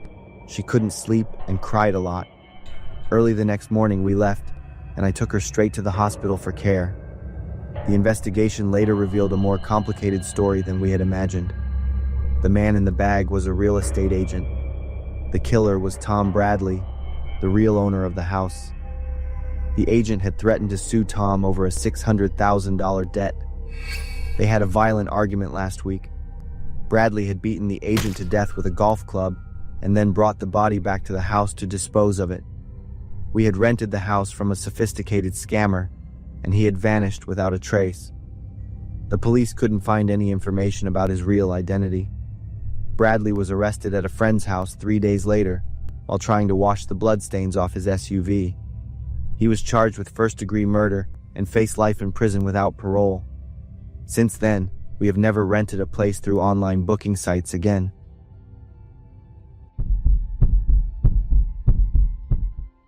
I don't go camping alone anymore. The back window of my car in the garage still has a crack that I haven't fixed. 7 months have passed since Labor Day weekend last year, but I'm still haunted and terrified. I'm Lucy, 26 years old, and I work at an accounting firm in Columbus, Ohio. Every long weekend, I usually escape the city for somewhere quiet. Kayaking has been a hobby of mine since college. I love the feeling of gliding on the water, taking in the fresh scent of nature. Hocking Hills is always my top choice. This area has many small lakes and crystal clear streams. I chose Rose Lake, a small lake 2 miles away from the main road, surrounded by dense oak and pine forests. Few tourists know about this place. On the first morning of my trip, I drove to the campground. The parking lot only had 3 cars, including mine. I was happy about that. Fewer people meant I could relax without listening to the radio or kids screaming. I set up my tent near the lake. The cool September air blew against my skin, carrying the scent of pine and damp earth. I felt the tension in my shoulders melt away after a stressful work week. After I finished unpacking, I pulled my kayak into the water. Since I'm very experienced at kayaking, it only took a few quick moves for me to paddle to the middle of the lake. I paddled along the shore, admiring the old oak trees. The steady sound of my paddle cutting through the water made me feel at peace. A while later, as I was paddling near the eastern shore, I heard the rustling of dry leaves. I glanced over and saw a man walking out of the woods, standing on the shore about 30 yards from me. He was middle-aged. He suddenly waved and smiled widely. I froze for a few seconds. The smile wasn't friendly, as his teeth were yellow, and he was staring at me too intently. I'm polite to everyone, so I nodded back and quickly changed direction. The man stood still, with his hand on his hip, watching me. I paddled faster, heading toward the opposite shore. When I looked back, he had disappeared into the woods. I breathed a sigh of relief, thinking he was gone. A few minutes later, as I was enjoying the silence, I suddenly heard a noise behind me. The distinct sound of a breaking branch, followed by rustling leaves. I turned my head to look back. The man was hiding behind a tree. He was crouched low, moving from tree to tree. His eyes were still fixed on me like a predator. My heart started to pound. Was he following me? Was he stalking me? I tried to stay calm and paddled slowly as if I hadn't noticed him. My hand trembled as I reached for my phone in my jacket pocket. The screen showed no service. I cursed under my breath. All I could do was keep paddling, hoping he would get bored and leave. But every time I glanced back, he was still there and always kept me in his sight. He moved skillfully, his movements practiced as if he had done this many times before. Fear began to spread. Stories of women being attacked while camping alone flooded my mind. I swallowed hard. I had to do something right now. I turned my kayak toward him and yelled loudly, "Hey! I know you're watching me. I'm calling the police." He stopped but didn't answer. He just stood still behind the tree, watching me. I picked up my phone, my hand shaking as I pressed the call button and put it to my ear. "I have something to report. I'm at Rose Lake in Hocking Hills. There's a person following me from the woods." I looked straight at him and continued. He's about 40 years old, wearing a red and black plaid flannel shirt and jeans. He's hiding behind trees and making me feel very unsafe. This time, he reacted. I saw him flinch and then slowly back away. He looked at me for a few more seconds with an angry look, then turned and disappeared deep into the woods. I put the phone down and let out a sigh of relief. There was no call. My phone still had no service. I sat motionless in the kayak, listening to the sounds around me. There were no more noises, but I didn't dare to believe that he was completely gone. Maybe he was waiting somewhere else. I waited for a little longer, then quickly paddled back to the starting point, constantly looking around as a precaution. When I saw the shore in my car, I breathed a sigh of relief. I was almost there. But as I paddled closer, I saw something was wrong. The back left window of my car had been completely smashed. From a distance, I could see shattered glass scattered everywhere. I didn't dare to get close to the car and tried to be as quiet as possible, pulling the kayak onto the shore quickly and running into the woods to find a place to hide. With a shaking hand, I checked my phone. I was so happy I almost cried when a faint bar of service appeared. I immediately dialed 911. When the operator answered, I whispered about the situation and asked them to send the police right away. They told me to hide and absolutely not approach the car until help arrived. Almost 20 minutes later, I finally heard the police sirens. When I was sure I heard their command, I ran out of the woods. One officer was taking my statement when another officer near my car suddenly yelled that there was someone inside and told everyone to back away. My heart felt like it was going to jump out of my chest. The police drew their guns and ordered the person in the car to come out with their hands up. The back door slowly opened. It was him, slowly crawling out of the back seat. He raised his hands, his face was pale, and his eyes darted around like a cornered animal. He was immediately handcuffed. The police found a long dagger in his pocket. He had smashed the window to get into the car, waiting for me to come back. If I had gotten into the car without noticing him hiding in there, the consequences would have been unimaginable. I was speechless. My legs were shaking, and I couldn't stand up. The police gave me a ride home, and my car would be sent to me a few days later. The day I got my car back was the day I found out about the police investigation. His name was Dale, 43 years old. He frequently appeared at campgrounds in Ohio and Pennsylvania. I was the first victim he decided to act on. The police praised me for trusting my gut feeling and for my clever way of handling the situation. As for me, I still get shivers whenever I talk about it. 7 months later, the kayak is sitting in the garage, covered in a thick layer of dust. I haven't been camping again. Whenever my friends invite me to go on an outdoor weekend trip, I decline with different excuses, because I'm still haunted by his smile and the dagger in his pocket. I think about what could have happened if I hadn't been calm enough to trust my instincts and act wisely. Never ignore your gut feeling, because it can save your life. My husband is Satan. I'm Cecilia. I'm 38 years old. 5 years ago, I had a happy family that others dreamed of having. Steve was my husband, and we were born in the same year. We married each other in our 33. I dedicated my youth, energy, and passion to my career. Fortunately, I finally achieved my goal. My husband also had his own profession. After marriage, due to my age, we decided to have a baby right away. But unluckily, my pregnancy was tough. We visited the hospital many times for checkups and advice from doctors. My hope was decreasing time to time. But Steve never gave up. He was always by my side. He was my source of love and positive energy. Money wasn't an issue, so we were willing to do whatever it took to have our baby. Once, after a follow-up visit at the hospital, I met a nurse named Charity in the hospital lobby. Knowing my situation, she asked a lot. She gave me a small black statue the size of 3 fingers with a strange shape. Charity told me to put the statue under the bed to get pregnant as desired. I didn't believe in spirituality, but Charity convinced me with her sincerity. I didn't talk to Steve about this. After getting home, I put the statue under the bed as Charity told me to do. Miraculously, I was pregnant 2 months later. Steve and I were overjoyed. The feeling of carrying a baby in my body was incredible. I had a healthy and smooth pregnancy, and then my family happily welcomed a baby boy who we named Richard.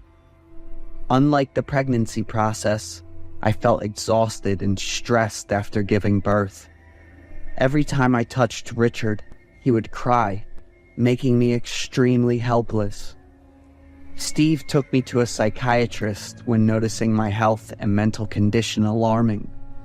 After seeing a doctor and taking prescriptions, I felt much better. My son and I could interact and get closer. One day, I woke up and went out of bed. I stepped on something that hurt my feet. Upon closer inspection, I was startled to realize that the statue was the one Charity had given me nearly a year ago. I put the statue in a box and left it in the corner of the bookshelf. So, a series of inexplicable things happened to me that drained my mind and energy. One day I was in the kitchen preparing food with the maid. Through the baby monitor, I heard Richard crying in the room. Rushing to my son, I was surprised to discover that there was a black statue in his crib. The material resembled the old one I put away, but the shape was somewhat different. This statue had sharp horns, falling wings, and an extremely angry face. I was a little frightened. I picked Richard up and ran downstairs with the statue to ask the maid why it was placed in Richard's crib. But as soon as she saw the statue in my hand, the maid was terrified. She asked for leave and ran out of the house immediately without taking her belongings. I stood there, staring blankly with Richard in my hand. I went online to research the statue and got to know that this was Satan, a demon representing all the sins of the world. That night, I woke up and checked Richard on the monitor. I vaguely saw a tall, dark shadow standing right next to my son's crib. I got up and ran to his room in Steve's confusion. There was no one standing next to the crib. Richard was still sleeping soundly. Steve took me back to my room. He believed I was just confused because I'd been tired for days. He looked after our son, and I rested. Another morning, I went down to the basement to find some kitchen utensils. The light was out, so I had to use my phone's flashlight. I was freaked out when I saw scratch marks on the wall, like something out of a horror movie.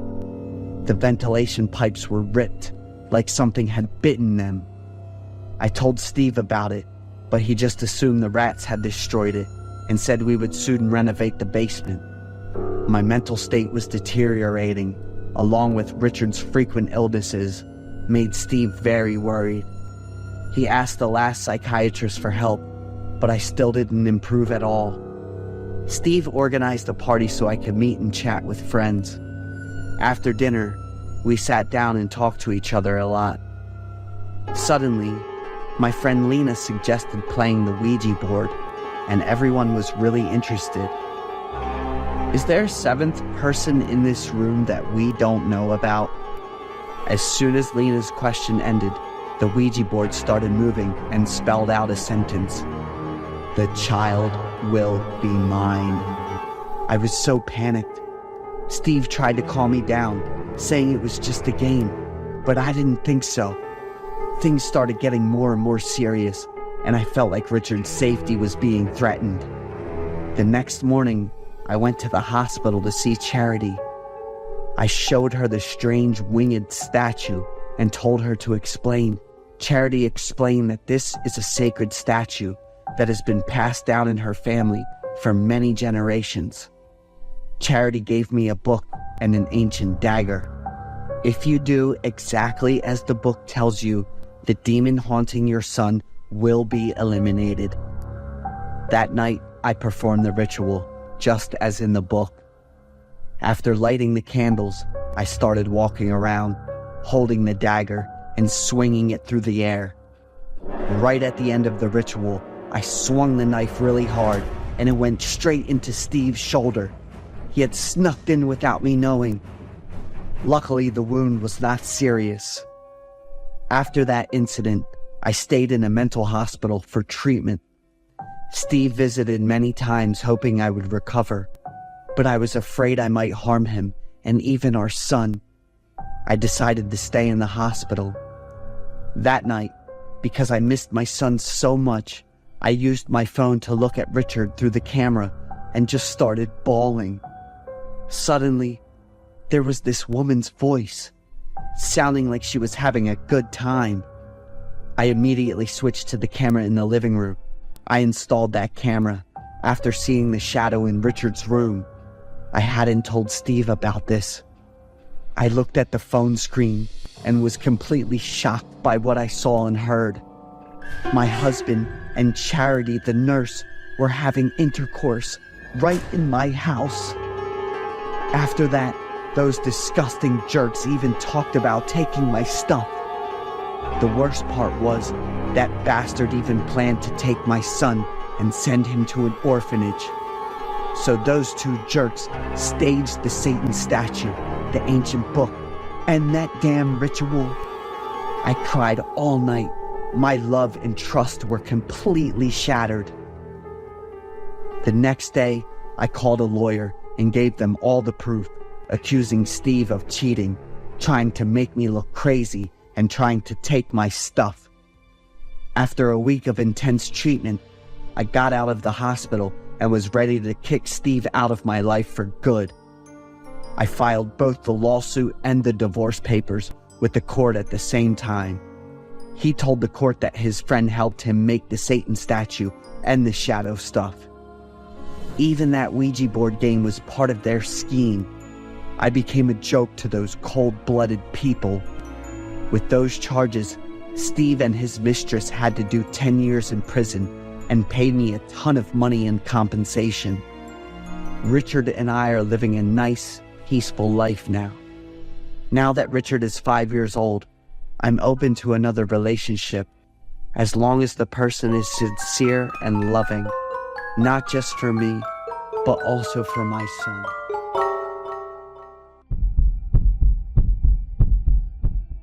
I'm Rose. I was born twice in my life. The first time was like any other child, born from my mother. The second time was when I escaped from her. I grew up with pain, breathing tubes, medication, and countless medical examinations. As I grew, my body became weaker, and I developed a host of ailments, including asthma, epilepsy, hearing impairment, blindness, the need for a feeding tube, intellectual disability, cancer, and more. There were many other illnesses that I couldn't remember. It seemed like every type of illness in the world had converged on my body. I couldn't go to school, make friends, or play and run around due to my frail body. I spent more time in the hospital than at home, and lying in bed took up almost half of my childhood. A hideous smile with decayed and jagged teeth from taking too many antibiotics. After several rounds of chemotherapy, my hair thinned out, and I agreed to let my mother shave it all off.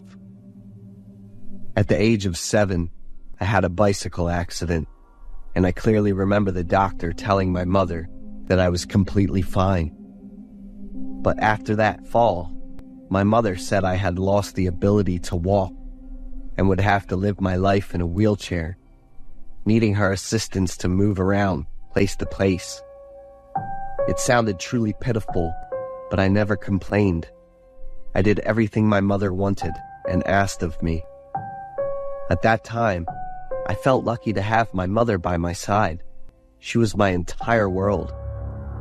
People even praised me for my strength and will to live. Countless benefactors and charitable organizations donate and provide assistance for me. I even appeared on several famous television shows and was a guest speaker at seminars for people with disabilities. I live with an innocent soul, a high-pitched, whiny voice like that of a child. My parents divorced when I was only a few months old. According to my mother, my father was a cruel and irresponsible man.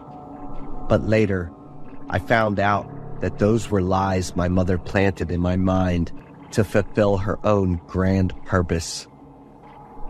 During the stage of psychological and emotional changes, I began to become stubborn and rebellious toward my mother. I felt that there were billions of things to explore in the world out there, but my mother was always by my side, restricting me in every way.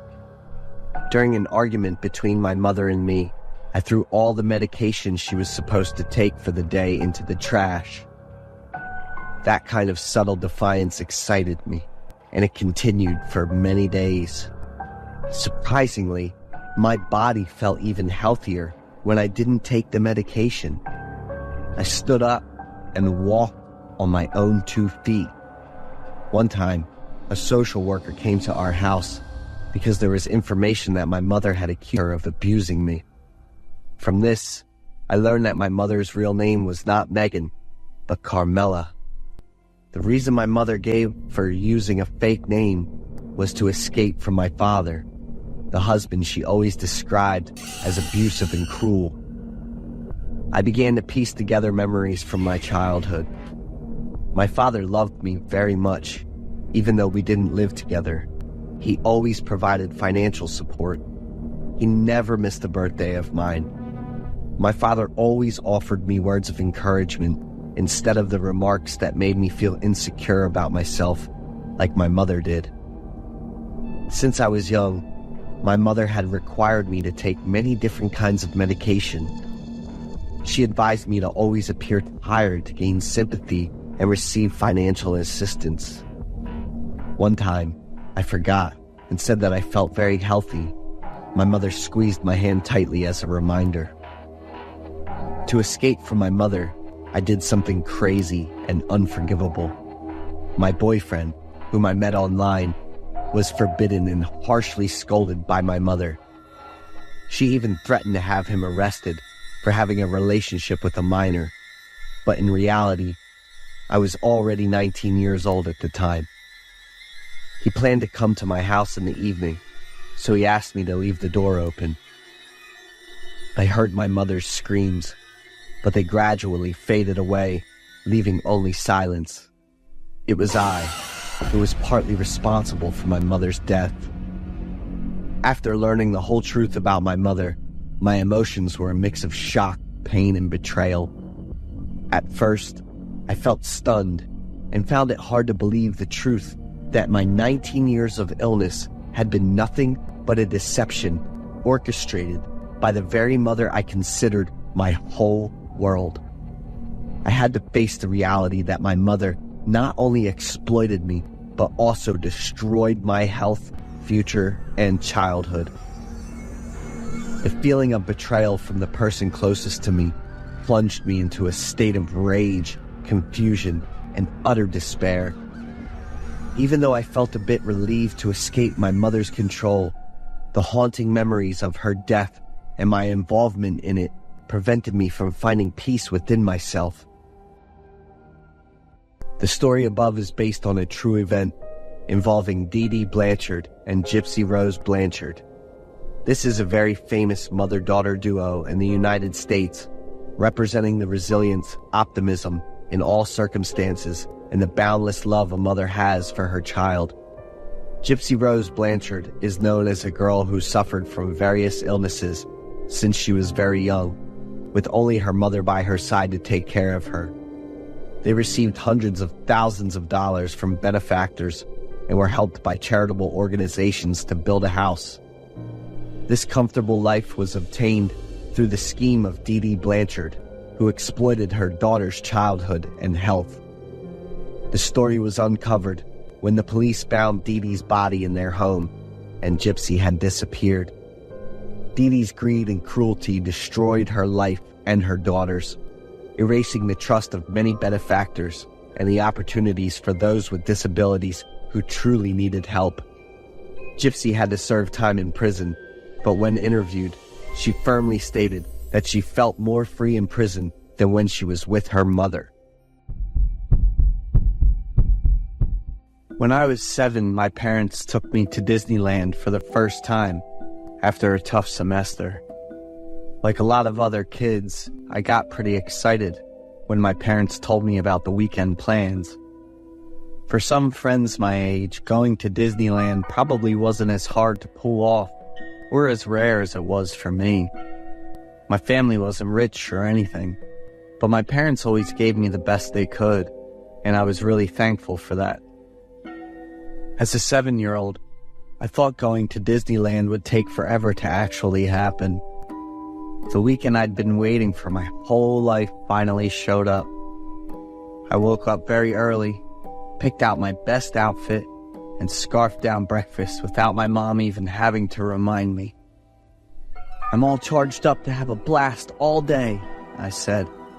The three of us got to Disneyland at 10 a.m.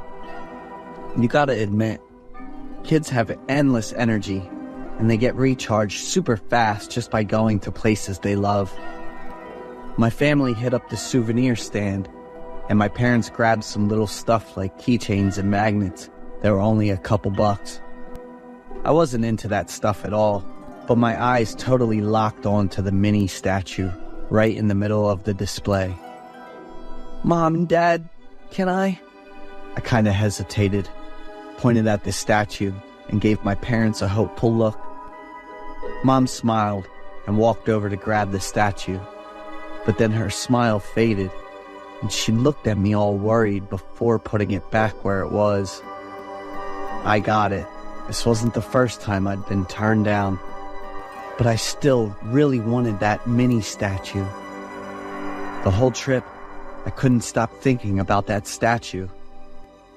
At the end of the day, I made an excuse to hit the bathroom, went back to the souvenir shop, and did something I shouldn't have without even thinking about it.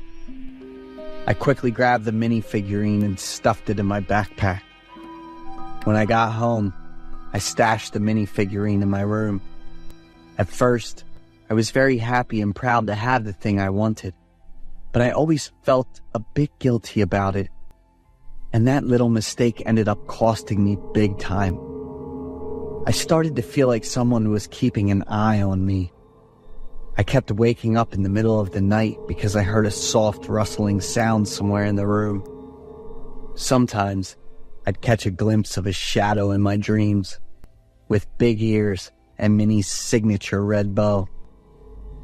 When I woke up all of a sudden, the room was still quiet, and there was the mini figurine just staring at me, its big black eyes wide open and smiling. One day, I freaked out when I saw that the mini figurine I had left on the bookshelf was now sitting on my desk.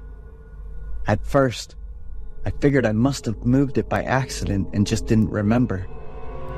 But when it kept popping up in other spots around the house, the kitchen, the bathroom, and even the living room, I started to get really freaked out.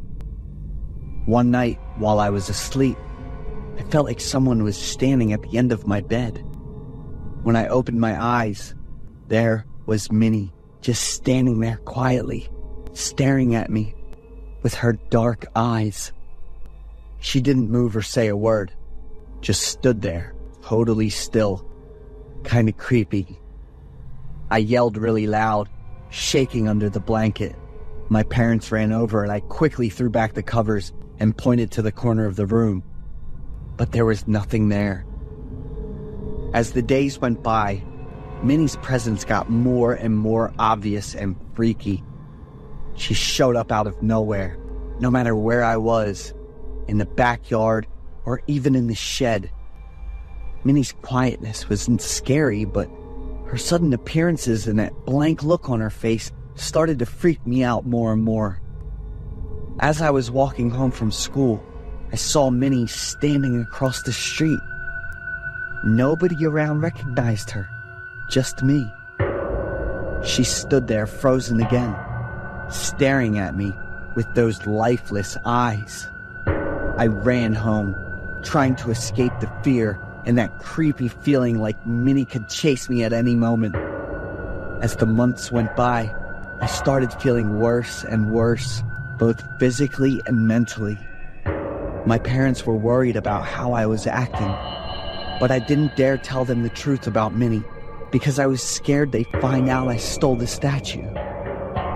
Feeling desperate, I decided it was time to put an end to this haunting. I chucked the statue in the trash, but that gaze and smile were still staring right at me. I got mad, picked up the statue, raised it high, and slammed it down hard on the ground. The statue's body shattered, but Minnie's head was totally fine. And I swear I heard her laughing like she was mocking me or something. Minnie kept popping up in my dreams, all intact and quiet, with those deep eyes and that creepy smile. There she was, all messed up and bleeding, with those deep eyes and that scary smile. It felt like smashing the statue just made Minnie show up more, way more often, and way closer. I couldn't take it anymore, so I grabbed my piggy bank with all my savings and took it to the living room to confess everything to my parents. I'm sorry. I want to pay for that statue. I know I made a mistake. I'm really sorry. I was scared, helpless, and totally exhausted. After hearing everything, my parents didn't yell at me. Instead, they comforted me to help me feel better. The next day, my parents took me to Disneyland, but this time, I wasn't feeling happy or excited at all. My family talked to the management, and the souvenir shop owner apologized like crazy and gave the money back for the statue. I was super grateful they forgave me for my mistakes so nicely. I even went to church and told God all the stuff I messed up. I felt way better inside. I never saw Minnie again, and I'll always remember those creepy days as a lesson about messing up and what it can cost you. I realized that nothing is worth giving up your peace of mind.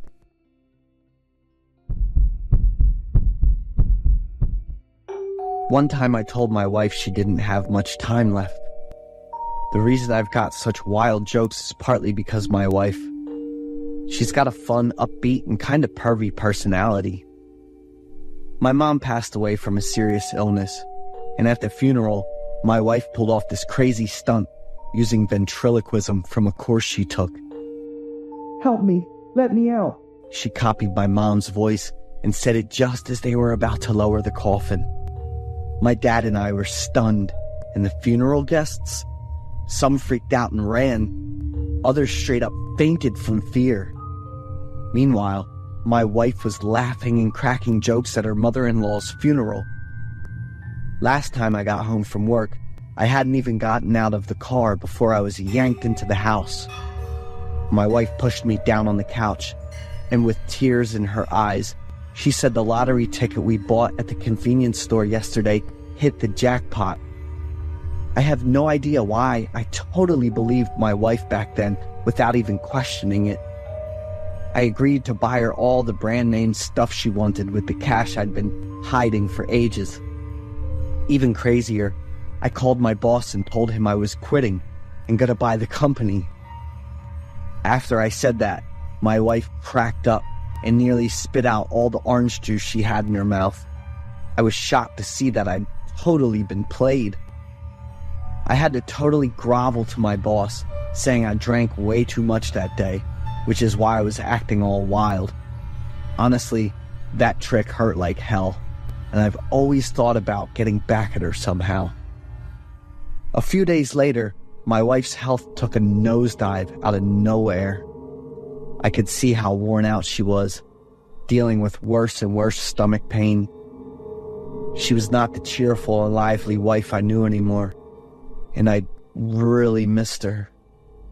I took my wife to the doctor, and they said we'd get the results in 3 to 5 days. Those were some really tough days for my wife and me. I took some time off and spent all my days with my wife, doing all the stuff we'd been planning for ages. Some nights I cried holding her. We were planning to have a baby by the end of the year, but my wife totally saw those worries too. "Chris, I'll be fine, or else I won't leave you hanging." I hugged my wife and cried like a kid without even realizing it. But that was just the start of the door to the first level of hell. 3 days after my wife went to the hospital, I got a call on my phone. It was the doctor. "Hello, Mr. Wilson. I'm calling to update you on your wife's condition. Can you hand the phone to her? I've tried reaching her a few times but couldn't get through." I begged the doctor to talk to me. I couldn't wait any longer and didn't want my wife to hear the results, good or bad, before I did. "You and your wife just keep enjoying your happy family life." So my wife was good, and I was just in tears. At that moment, my wife walked in, saw how I was acting, and got pretty worried and nervous. "That was the doctor, right? Why didn't you call me? Am I fine?" In a split second, it hit me to get back at them by bringing up my wife's life and death. "You don't have much time left. We don't have much time.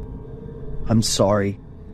Going all out, I cried and hugged my wife, making my face look as painful as I could. But my wife didn't cry. She was totally emotionless. She pushed me away and went to the kitchen, and I kinda zoned out for a sec before following her. When I got there, she had a bottle of wine and 2 glasses ready on the dining table. "Let's grab a drink and chat for a bit." I thought to myself that I had to stick it out in this role of my life until the end, and then I woke up all tied up, standing against the wall. "What are you doing?" I freaked out when I saw my wife sitting with her back to me. She turned around right away, still looking emotionless, but she had a rifle in her hand. She stood at the end of the room, aimed right at me, and loaded the gun. I swear I almost wet my pants, like for real. Maddie, honey, I'm not cool with this kind of joke. Honey, there's no way I'm leaving before you. The thought of you living on and maybe marrying someone else is driving me nuts. Maddie, please, I was just messing around. It was all a joke. I'm sorry. The doc said you're fine. I yelled when I saw my wife's finger on the trigger. God, I've known and been married to her for almost 10 years, and I never knew she had such dark thoughts. She put the gun down, thought for a few seconds, then tucked it back in that wooden box. The box I've always thought was just for decoration. I was panting, my heart racing like crazy, and sweat was pouring down. Then my phone rang, and this time my wife picked it up. "I'm really sorry, Mr. Wilson. I made some mistakes about your wife's results earlier."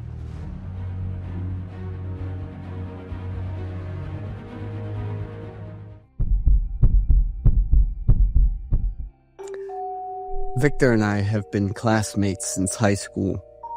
When we went to college, we still attended the same school, and our bond grew stronger, making us even closer. After graduating from college, I was lucky to find a job in my field of study, with many opportunities for personal growth. But Victor wasn't as fortunate. He went through many different jobs, studied several other fields, and even held a fairly high position at one point. But then he found himself back at square one. His love life was no different. Victor loved with all his heart, but what he received in return was betrayal. For nearly 20 years, we have remained good friends, always sharing and ready to help each other. Then, one day, Victor cut off all contact and disappeared. The letter he left read, "I need some time for myself. I'm fine, so don't call the police or think anything bad has happened. And see you later, Dylan." I followed his wishes, because I knew that the hardships in his life had hurt him deeply. Perhaps it was best to leave him alone. After all, time heals all wounds. Nearly 6 months passed, and one day, while I was on my way to pick up Rose, my girlfriend, when I suddenly received a phone call. "Dylan!" "Victor!" I exclaimed when I recognized the familiar voice. "You've been gone for so long." "I'm sorry. I'll send you my address. Can you come here now?" "Like right now?" I asked in surprise, while looking over at Rose. My girlfriend smiled lightly and nodded, so I immediately agreed to Victor's request. The address Victor sent me was for a Chipotle restaurant on a busy street. The restaurant was quite small, new, and fairly crowded. Victor ran out from inside, and we happily embraced each other. "Don't tell me you're the owner of this place," I teased him a little. "You knew even before I even said anything? Is that true? Oh my God, my pal." Victor led Rose and me inside the restaurant, both of us in complete surprise. I've been running this place for over 2 months now, and luckily, everything is going pretty well. I was happy for Victor, hoping that he would truly succeed with this new venture. I introduced Rose to him, and the three of us enjoyed a fun and lively meal together. The burritos and tacos at Victor's place were absolutely perfect. "Did you come up with a new recipe, Victor? This is amazing." Victor smiled at me and said, "You'll always get the best service. Make sure to come by often." From then on, I made it a point to visit Victor's restaurant at least once a week, and I started recommending it to some colleagues and acquaintances. The customer flow remained steady, and I was happy for Victor. "You look pretty tired, Victor. Is the work too exhausting? I think you should hire some more staff." I felt worried when I saw Victor's gaunt face and the dark circles under his eyes. "I'm fine," Victor replied, his face showing no change. The next time we met, I found Victor in a much more upbeat and cheerful mood. It seemed that Victor had managed to adjust his schedule for proper rest, so his mood had improved. But the very next day, he seemed exhausted and drained again. Victor's mood swings made me worry. Every time I asked him, he would brush it off, insisting he was just busy with work. Gradually, it wasn't just fatigue anymore. I noticed bruises appearing on Victor's body, especially on his wrists. A few times, there were injuries that hadn't fully healed yet. The tipping point came one evening when Rose and I went to Victor's restaurant for dinner. As usual, he was the one who served us. That evening, Victor had a stiff smile with a lingering, haunted look in his eyes. He brought the dishes out with trembling hands, and they were covered with blood. Rose covered her mouth tightly to prevent screaming loudly and disturbing the customers around her. I quickly pulled Victor into the kitchen area, feeling the sticky sensation as soon as I touched his hand and the feeling of emptiness. Victor, his hand, only had 3 fingers left. My eyes widened as much as possible to take in as much visual information as I could, followed immediately by Rose's scream. I stumbled as I ran out. She was crawling on the floor with a plate of tacos in front of her. The filling inside was bright red fingers. The surrounding customers ran off. Some even puked on the spot, while Victor's insane laughter echoed. The police arrived after I made the call, 10 minutes later, and Victor was taken away. He just kept laughing, a haunting smile of emotions that couldn't be expressed. Victor couldn't cooperate with the police because he had completely lost his awareness and was taken to a psychiatric hospital for treatment. He had harmed himself by overdosing on illegal substances, which led to hallucinations and a loss of awareness. I went to the hospital to visit Victor after he had been receiving treatment for a week. "Victor, are you okay?" "Dylan." Victor looked at me and smiled, but that smile continued for 20 minutes, with Victor's eyes wide open but blank, devoid of any emotion. Perhaps he had endured too much pain from the broken family, the beatings from his perverse stepfather, and the countless hardships in his life. I still hope that one day Victor will recover, and I will always stand by his side. I am Bree, 32 years old, and I have a small family with my husband Charles and our 5-year-old daughter Ashley. My family lives in Houston, the largest and most bustling city in Texas. I used to think I was lucky because I had everything that any woman could ever wish for, until it was December 3 years ago, the most beautiful time of the year. The streets of Houston were adorned with the beauty of winter. The roadside cafes emitted a strong, inviting aroma. Christmas trees sparkled, and the decorations were lit up in a variety of colors. A vibrant and lively picture, bringing a warm feeling amidst the cold atmosphere. The whole city was immersed in joy as people exchanged well wishes, ready to welcome a new year full of hope and blessings. My family was immersed in the festive atmosphere, and we decided to go shopping at Sam's Club, one of our family's favorite spots. As we entered the store, the sparkling lights and Christmas decorations everywhere made the atmosphere even more lively. My daughter held my hand tightly, her eyes lighting up as she saw the large gift boxes and the sparkling Christmas tree. My husband happily selected the items we needed for the family, occasionally turning around to smile at me and our daughter. We split up to browse the aisles, looking for decorations to beautify our home and finding surprise gifts for each other. Ashley was happy to choose a gift that she loved. Once we had bought all the necessary items, my daughter and I went to the checkout area to wait for Charles. But nearly 20 minutes had passed, and he still hadn't shown up. I called Charles several times on my phone, but he didn't answer. We patiently waited for another 20 minutes, but my daughter and I began to get anxious. It was time for me to start preparing dinner, and Ashley was getting frustrated and starting to cry. I had to ask the customer service to make an announcement over the loudspeaker to help find Charles. After a few minutes, he appeared with 2 shopping carts, one filled with colorful gifts and sweets.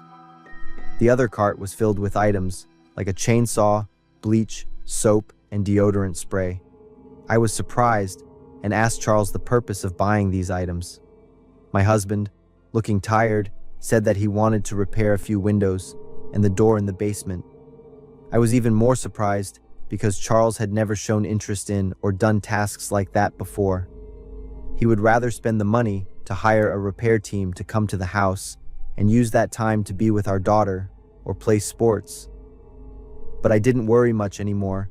Charles knowing how to take care of the house was a good thing. It took us quite a while to bring everything we bought back home. That evening, I suggested ordering takeout since it was getting late, but Charles said he wanted to have grilled meat. Although I explained that grilling meat would take a lot of time to prepare, Charles still wanted to have his favorite dish made by me. I was convinced and quickly started cooking. Charles said he would take the opportunity to repair the basement door while waiting for dinner. I told my daughter to play in the living room or in areas where I could keep an eye on her. So our family of 3 each had a different task to do. I focused on cooking, occasionally hearing the faint sound of the chainsaw and the sound of my daughter singing to herself. The house was quickly filled with the aroma of the grilled meat. I called out loudly to announce that dinner was ready, but there was no response from my husband or daughter. I walked to the living room, then changed direction toward the stairs leading down to the basement, calling out for Charles and Ashley as I went. When I was just a few steps away from the first step of the stairs leading down, Charles suddenly rushed up from below, holding Ashley in his arms and shouting loudly, which startled me. Charles's face was covered in sweat, and his eyes were filled with worry, barely concealing his panic. Charles staggered, barely managing to stop at the top of the stairs, his body tensed, as if he were fleeing from something. Seeing my surprise, Charles seemed a bit flustered for a moment before he held up Ashley's hand. She had injured her finger, and there was quite a bit of blood. Charles and I hurriedly took her upstairs. After treating Ashley's wound, the whole family had dinner together. Charles explained that Ashley had followed him down to the basement, and he blamed himself for not keeping an eye on her. When Charles realized what had happened, he immediately took Ashley upstairs, but didn't hear my calls. "Mom, my hand doesn't hurt at all." Ashley turned to look at me with her innocent eyes. I smiled and gently kissed my daughter's bandaged hand. Charles told my daughter and me not to go down to the basement because it was messy and dangerous. I agreed and then gave Ashley a thorough reminder. 2 days later was New Year's Day, and I happily prepared the traditional dishes for the special occasion. After finishing the repairs on the basement door and the windows in the house, Charles helped me clean up and decorate the dinner table. Since our family only had 3 people, everything was done quickly and efficiently. The dinner table was set warmly, and Charles expressed his gratitude for the care I always give to our little family. His wish for the new year was to have a 4th member join us. I was moved and hugged my husband. He pulled Ashley close, and we embraced each other tightly. Suddenly, Charles's phone rang, and he left to answer it. Ashley turned to look at me and expressed her wish for me to get another plate instead of cutlery. I smiled and told my daughter that the baby hadn't arrived yet, and for now, our family only had 3 members. "No, Mom, there's also the lady in the basement. I saw Dad and her. Our family has 4 people." I was utterly confused, looking at my daughter and then toward Charles, who was standing far away, talking on the phone. A cold shiver ran down my spine. We had a happy life, and I trusted him completely. Yet now, how could this be happening? Ashley approached and placed her small hands on my cheek, her innocent eyes examining me. I held back my tears, taking her small hand in mine. I was surprised to see that Ashley had removed the bandage from her wound at some point. There were no signs of any injury. Her hand was completely healed. I looked straight into my daughter's eyes and whispered, asking her about what she had seen in the basement. That woman was sleeping on the floor, and then Dad shoved her hands and legs into the box. My hand isn't injured. Dad doesn't let me answer when you called. A feeling of panic surged within me, like a wave, sweeping everything away. Everything I had once believed in, all the happy memories, now shattered before my eyes, leaving only an indescribable fear.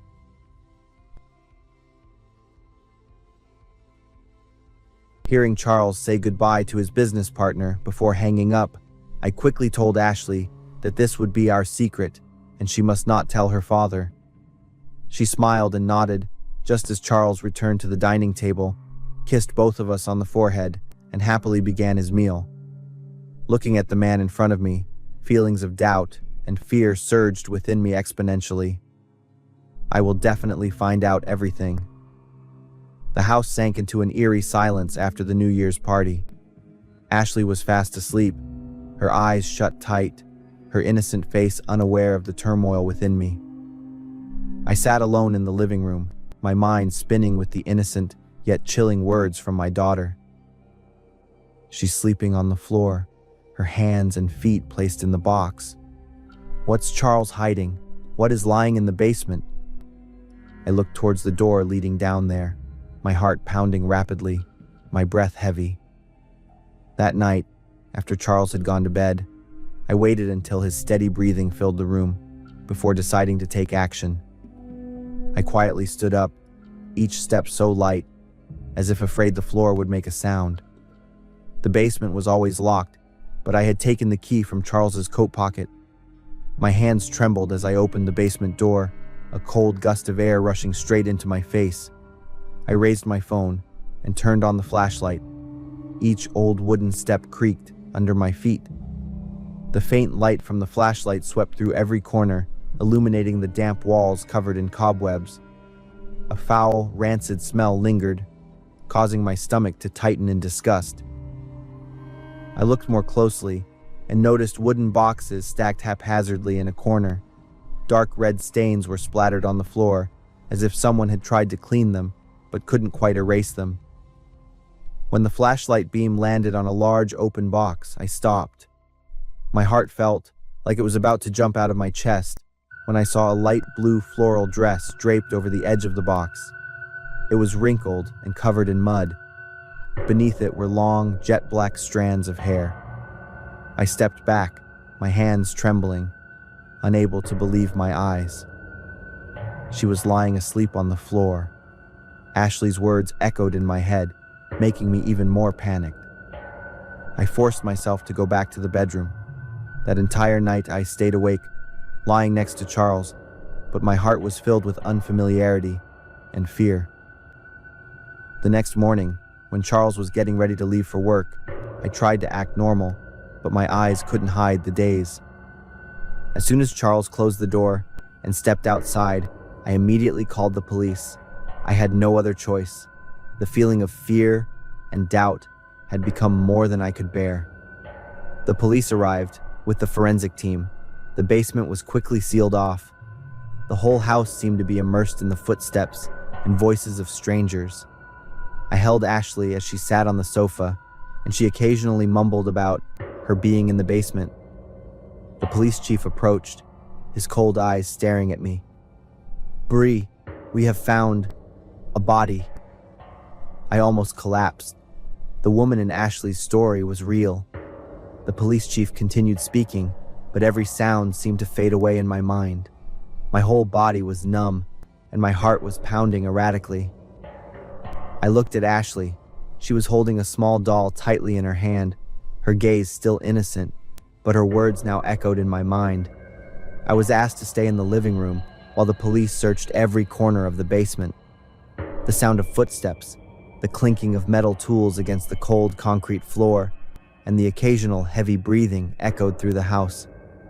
The smell of bleach wafting up from the basement made me feel nauseous, but I couldn't take my eyes off the door leading down to it. A little while later, a young police officer stepped up, his face pale. He exchanged a few whispered words with the police chief. His cold eyes were now fixed on me. "Ms. Bree, we need to ask you to come to the station for a statement." His voice was deep but firm. I nodded, my legs feeling like they had lost all sensation. I tried to keep Ashley close, the fear that she would be caught up in something terrible overwhelming me. As we were taken out of the house, the harsh sunlight highlighted the police cars with their flashing lights, and the neighbors stood in groups, pointing and gossiping. At the police station, I was seated in a small room. A female police officer gently asked me about my relationship with Charles, his recent habits, and anything unusual I had noticed. It turned out that everything I had once thought was happiness was just a perfect mask that Charles had built. Meanwhile, Charles was escorted into another interrogation room. They showed me the surveillance footage. He sat there, his head lowered, his face dotted with sweat, and his eyes like someone pushed to the brink. His first words were like a confession. He admitted to having an affair. Charles stated that a few months ago, when his business was facing difficulties, he sought out a young woman who worked at a bar to relieve his stress. At first, it was just secret meetings, but the relationship quickly spiraled out of control. The woman began demanding more, even threatening to expose the affair if he didn't comply. That night, in a drunken stupor and under the influence of drugs, Charles arranged to meet her at a hotel to settle everything. But the meeting turned into a heated argument. In the heat of the moment, Charles became a killer. When he realized what he had just done, he panicked, not knowing how to handle the situation. In that desperate situation, a disgusting thought arose. Charles decided to bring the body home, to destroy it by dividing it into parts and storing it in wooden boxes in the basement. Charles chose that place because he thought that neither I nor Ashley would ever go down there. But what he didn't expect was that Ashley had secretly followed him and witnessed everything. I cupped my face, a feeling of disgust overwhelming me, not just for Charles, but for myself as well, for having lived with such a person all these years. The memories that once seemed happy were now shrouded in a terrifying dark veil. Charles was arrested, then charged with first-degree murder, and faced a life sentence. The house, once my home, became the scene of a horrific crime, forever unable to be returned to. I decided to move in with my sister in another city to start a new life. Every evening, I sit beside Ashley, watching her face as she sleeps peacefully, telling myself that I will never let her remember what happened. But I knew well that no matter how far I ran, the darkness of the past would haunt me forever.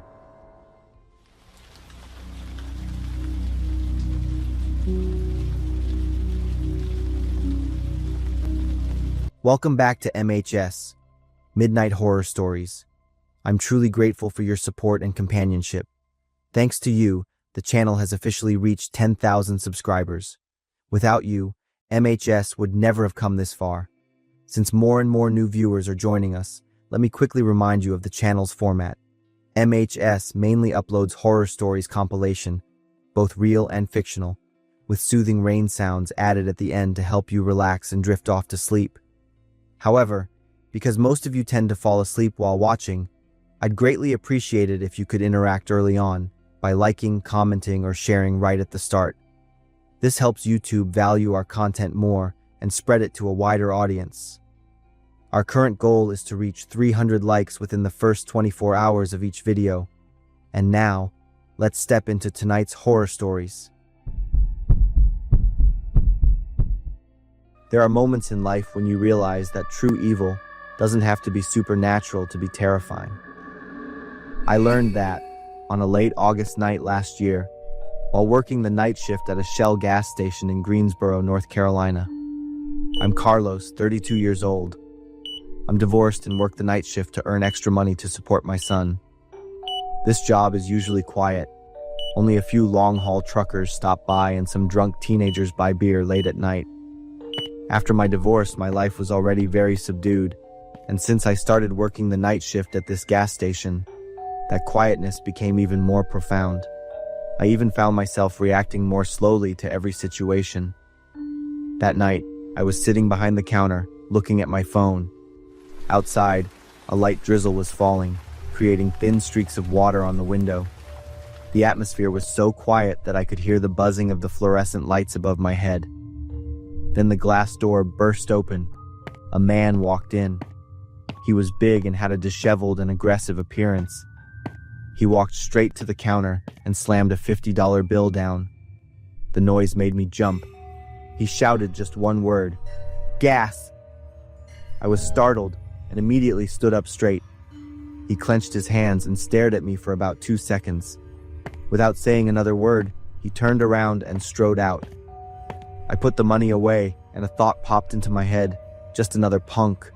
Through the glass, I saw him go straight to pump number 4.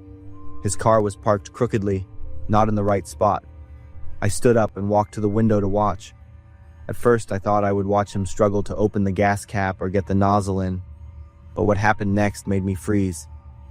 He pulled the pump nozzle out, but instead of putting it in the gas tank, he opened the passenger side door. The lights from the gas station clearly illuminated his actions as he lifted the nozzle and began spraying gas directly into the car. I stood there, horrified. My mind was trying to process what my eyes were seeing.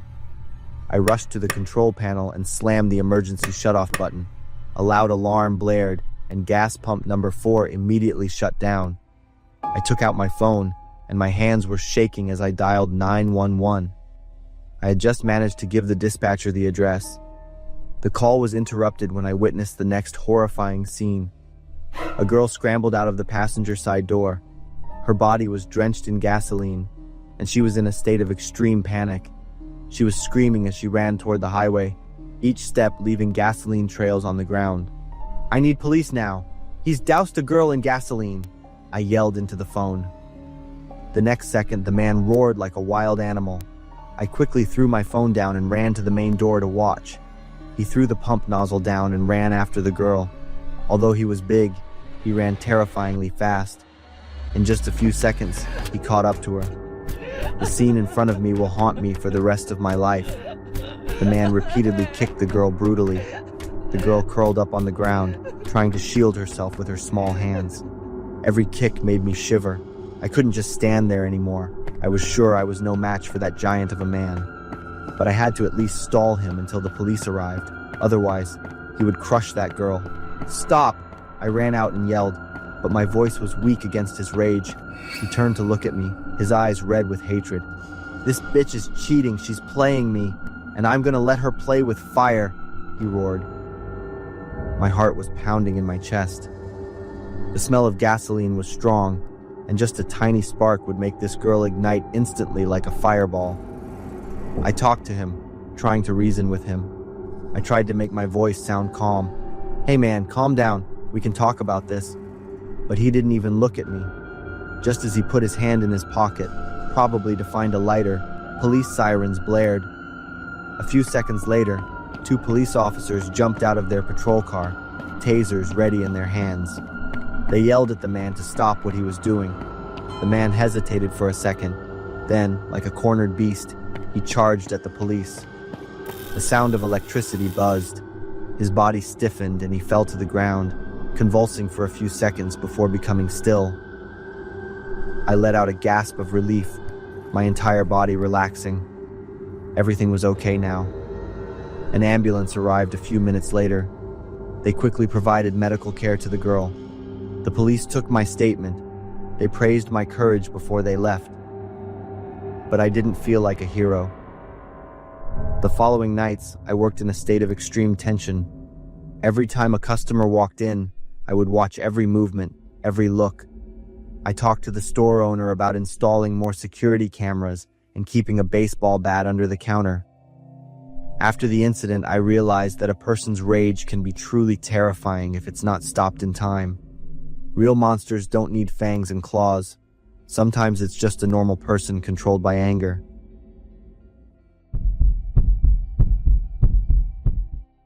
It's been a few years, but I still can't forget what I saw on the security camera that morning. The image of the back door of the gas station slowly opening, but no one walking out. I'm Megan, 32 years old. I work the morning shift at an old gas station in a small town in Montana.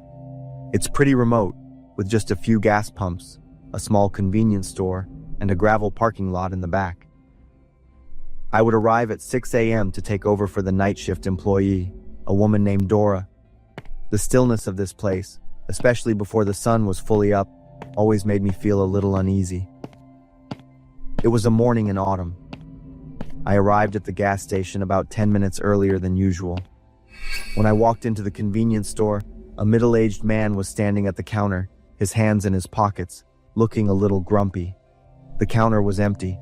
I guess this customer had been waiting for a while and was getting annoyed. "Dora?" I called out loudly, but there was no answer. I quickly apologized to the man and checked him out.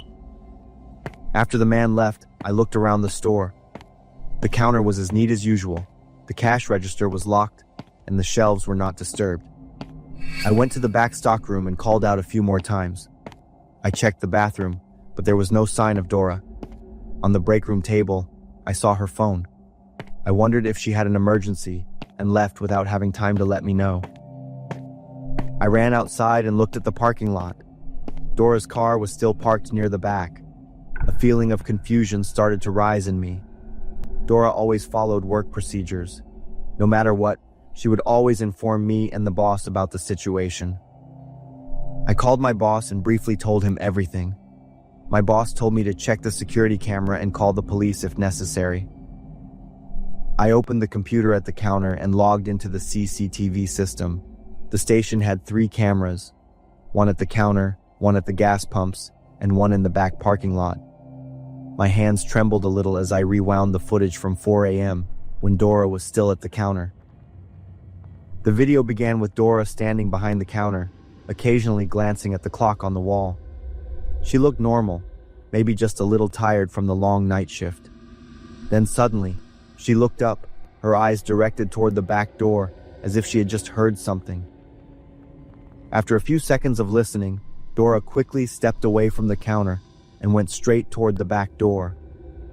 I immediately switched to the parking lot camera, not understanding why I felt so tense. The screen showed the door slowly opening, the hinges creaking softly, but there was no Dora, no one there at all. I rewound it in slow motion, my eyes glued to the screen, watching every second. The door opened, the air seemed to stand still, then the door closed. I still didn't see her. "No way! What is this?" I mumbled to myself.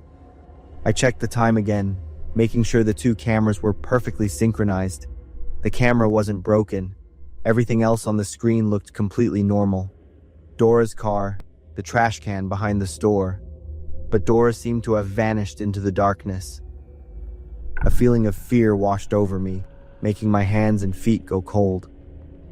I tried to find a logical explanation. Maybe she had stayed close to the wall, avoiding the camera's angle, and then ran straight into the pine forest behind. But why would she do that? Did someone call her out?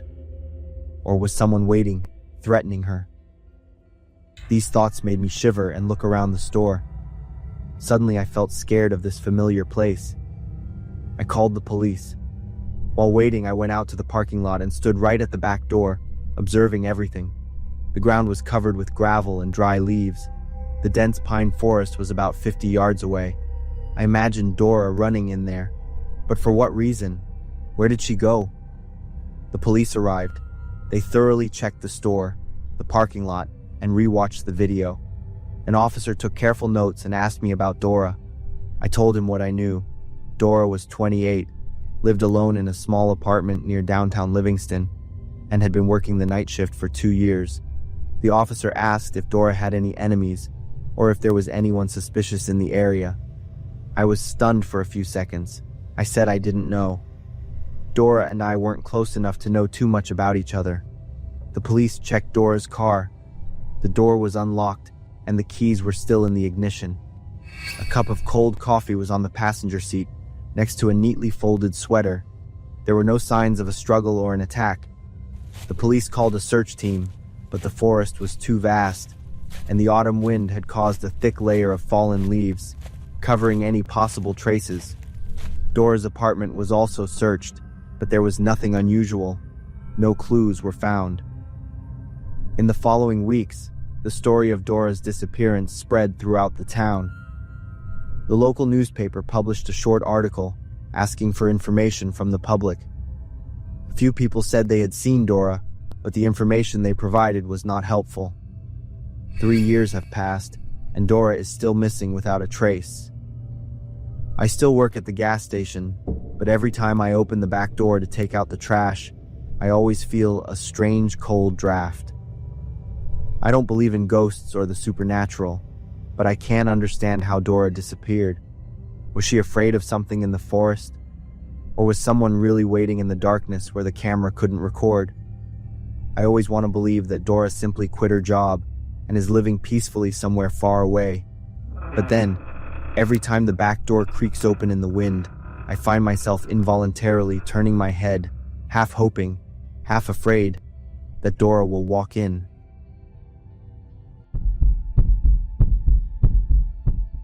It all started when I was 17. That's when I got my first job working the night shift at a gas station. My parents weren't thrilled about me working late, but I was determined to help them with part of my college tuition. The gas station where I worked was lonely, like an island in the endless cornfields of Ohio. At night, the dim light only lit up a small corner, and the rest was shrouded in darkness. The thing I feared most was also the last task before the end of my shift, taking out the trash. The big dumpster was in the back corner of the parking lot, where the light didn't reach. Every time I walked out there, I would imagine someone was hiding among the trash bags or in the darkness, ready to grab me. I tried to convince myself to let go of those crazy thoughts, but I couldn't. Every time I went to take out the trash, I would perform a small ritual of my own. I'd turn on my flashlight, look around carefully, and then run quickly to the dumpster, throw the bag in, and immediately go back inside. I still remember that shift. There were only 3 customers all night. At 2 a.m., I locked the cash register and turned off the lights in the store, leaving only the lights in the gas pump area on. I picked up the trash bag and walked out the back door as usual. The parking lot was empty, with only 2 trucks parked in the far corner. I was walking toward the dumpster when I suddenly heard a voice. "Hey, you!" The whisper was raspy, like someone was trying to hold their breath. I froze, my heart pounding. The trash bag fell from my hand. I turned around and looked, my eyes trying to find the source of the sound. But there was nothing but darkness. Maybe it was the wind blowing through a truck window, or maybe it was the radio from a cab. I tried to reassure myself. I bent down to pick up the trash bag, intending to continue, when I heard it again. "Excuse me, could you help me?" For a brief moment, I almost believed that someone was in trouble, but something felt wrong. Why would they whisper if they really needed help? Why wouldn't they step into the light or come into the store? With that thought, I dropped the trash bag, turned, and ran toward the back door. Just as I was about to touch the doorknob, out of the corner of my eye, I saw a tall, dark figure approaching. Luckily, I made it inside the store, slammed the door shut, and with trembling hands, I turned the lock and engaged the deadbolt. I ran to the front of the store, turned on the lights to check the front door lock, and then called my dad. "Dad, I need you to come pick me up. There's someone suspicious around the parking lot." My dad didn't ask any more questions. About 15 minutes later, the headlights of his car shone into the store. I ran out and jumped into the car without looking back. On the way home, I told my dad about the whispering voice. He just listened without saying anything. The next morning, the gas station manager called me. The manager's voice sounded pretty exhausted. The manager told me that I didn't have to come to work that day and said that after I had left, 3 men had broken the lock on the front door to get into the store. They searched the place, took all the money from the cash register, and cleared the shelves of all the cigarette packs.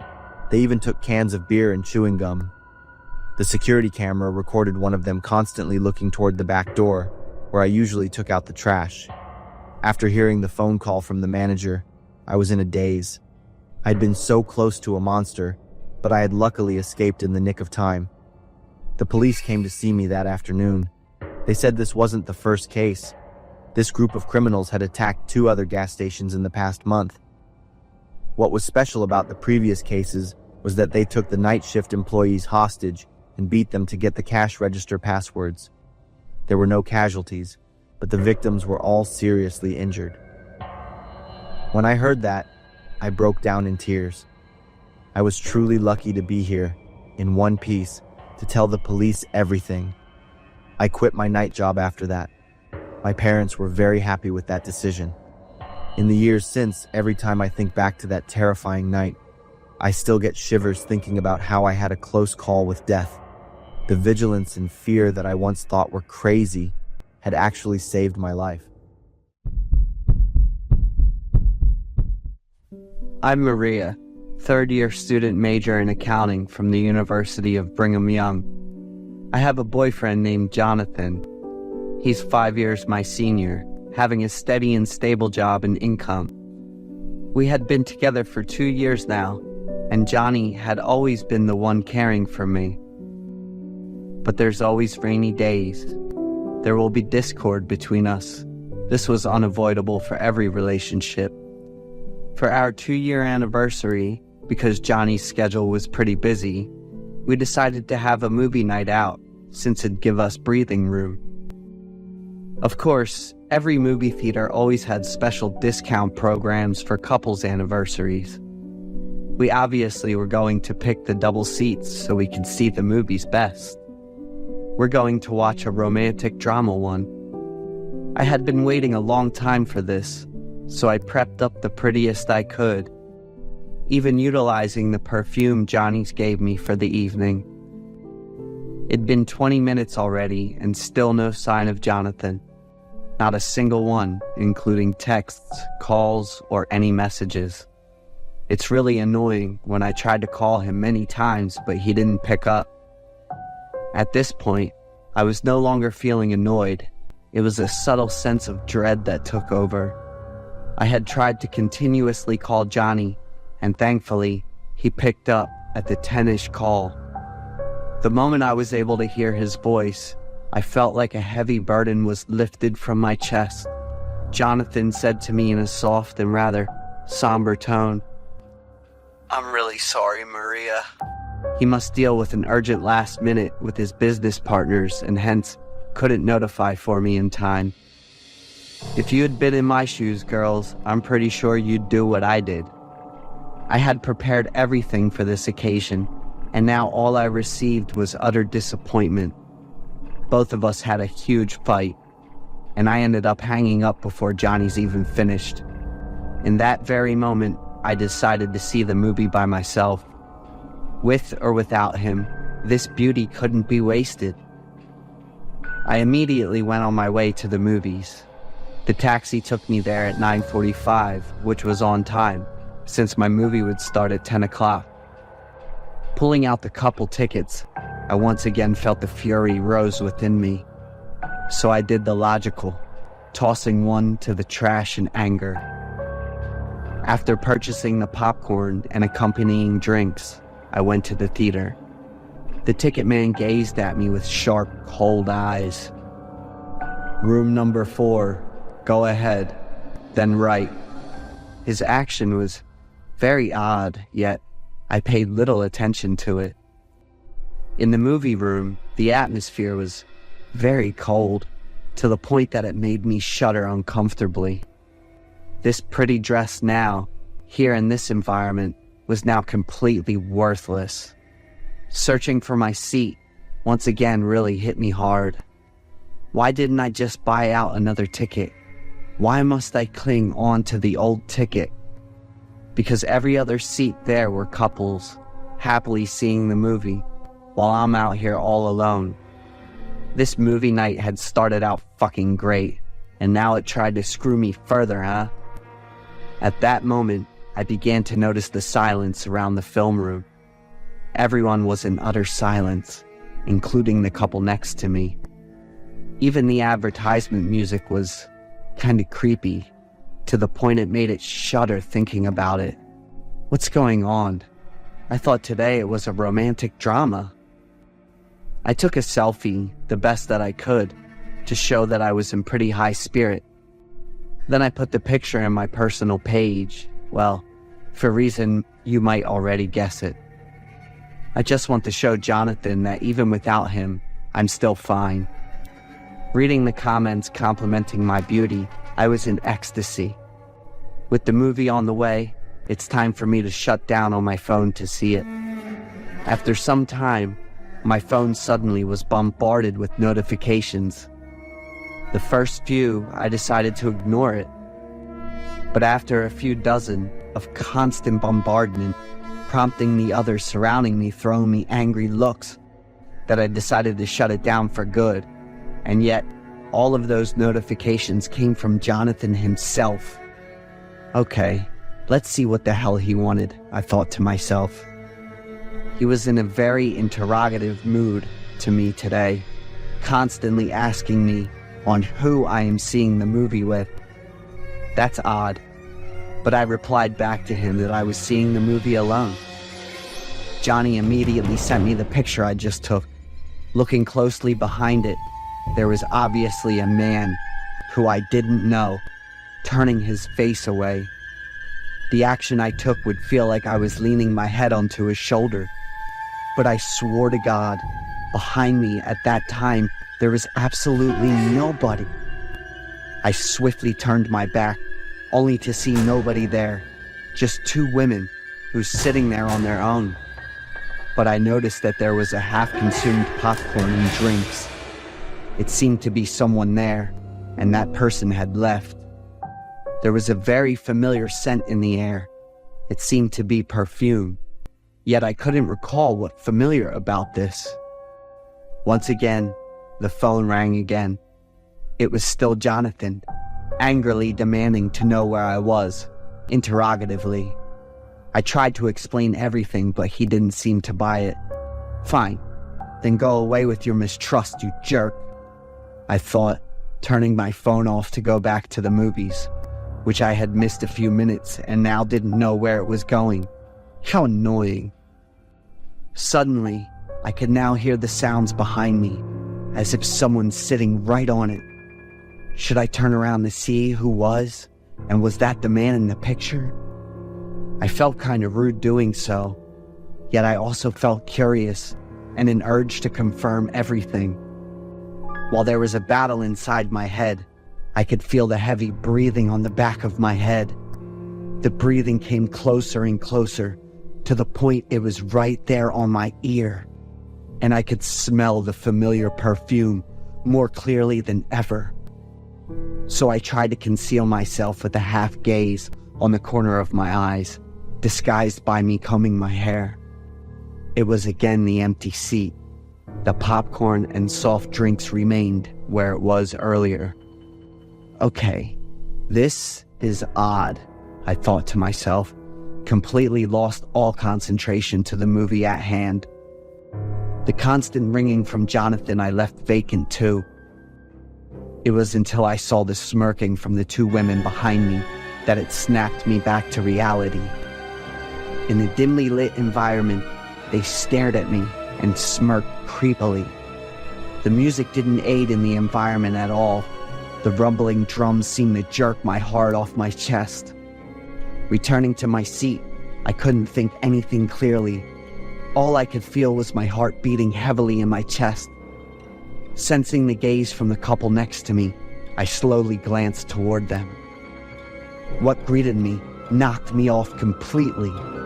It wasn't the surprised curiosity I was expecting. Same as the two women earlier, they stared at me with their creepy smiles. I frantically threw my eyes to the big screen, completely lost my nerve. The scene showing two characters lovingly looking at one another, and then suddenly, The man lifted up a creepy smile. To the horror of the woman, just like me, right now, if I could see myself in the mirror. The man swiftly turned into a creepy demon and jumped toward the woman, with blood flying everywhere. I yelped helplessly, stood up frantically, looking for a way out. This isn't real. I need to get out of here. I darted to the exit with all my strength, and now the beautiful dress was killing me there. It was overly long and tight and restricted every move that I made. The exit door had been closed shut, and all my attempts at pulling or pushing were for naught. All I could do was frustratingly slapping on the door and cry. Never in my life that I felt that helpless and terror. Leaning my back at the door, I looked at my back. Everyone had disappeared, and the movie room was completely empty. What's going on here? Did I stumble into another world? The movie room suddenly flashed up its light with a lot of balloons and pink. The screen now showed the pictures I took together with Johnny a few days ago. Wait, what? What's going on? Jonathan came from the other side, hands holding a rose bundle and a smirk at my miserable state. The people in the room earlier were now his entourage. They all clapped their hands, congratulated us being together. So it's you behind me, isn't it? That's correct, ma'am. And I thought I was busted when you smelled the cologne. How scatterbrained I was. This cologne was my birthday gift to him 3 months earlier. How could I forget that? And for that forgetfulness, would you like to be chained with me for life, Maria? And that went his uniquely creepy way of proposal. To be honest, I was torn between extremes of emotion at that point, yet I accepted. Our wedding would come soon, later this year. However, his proposal left me permanently in fear of darkness. And I'm not sure if I could go to the cinema the way I used to do it anymore.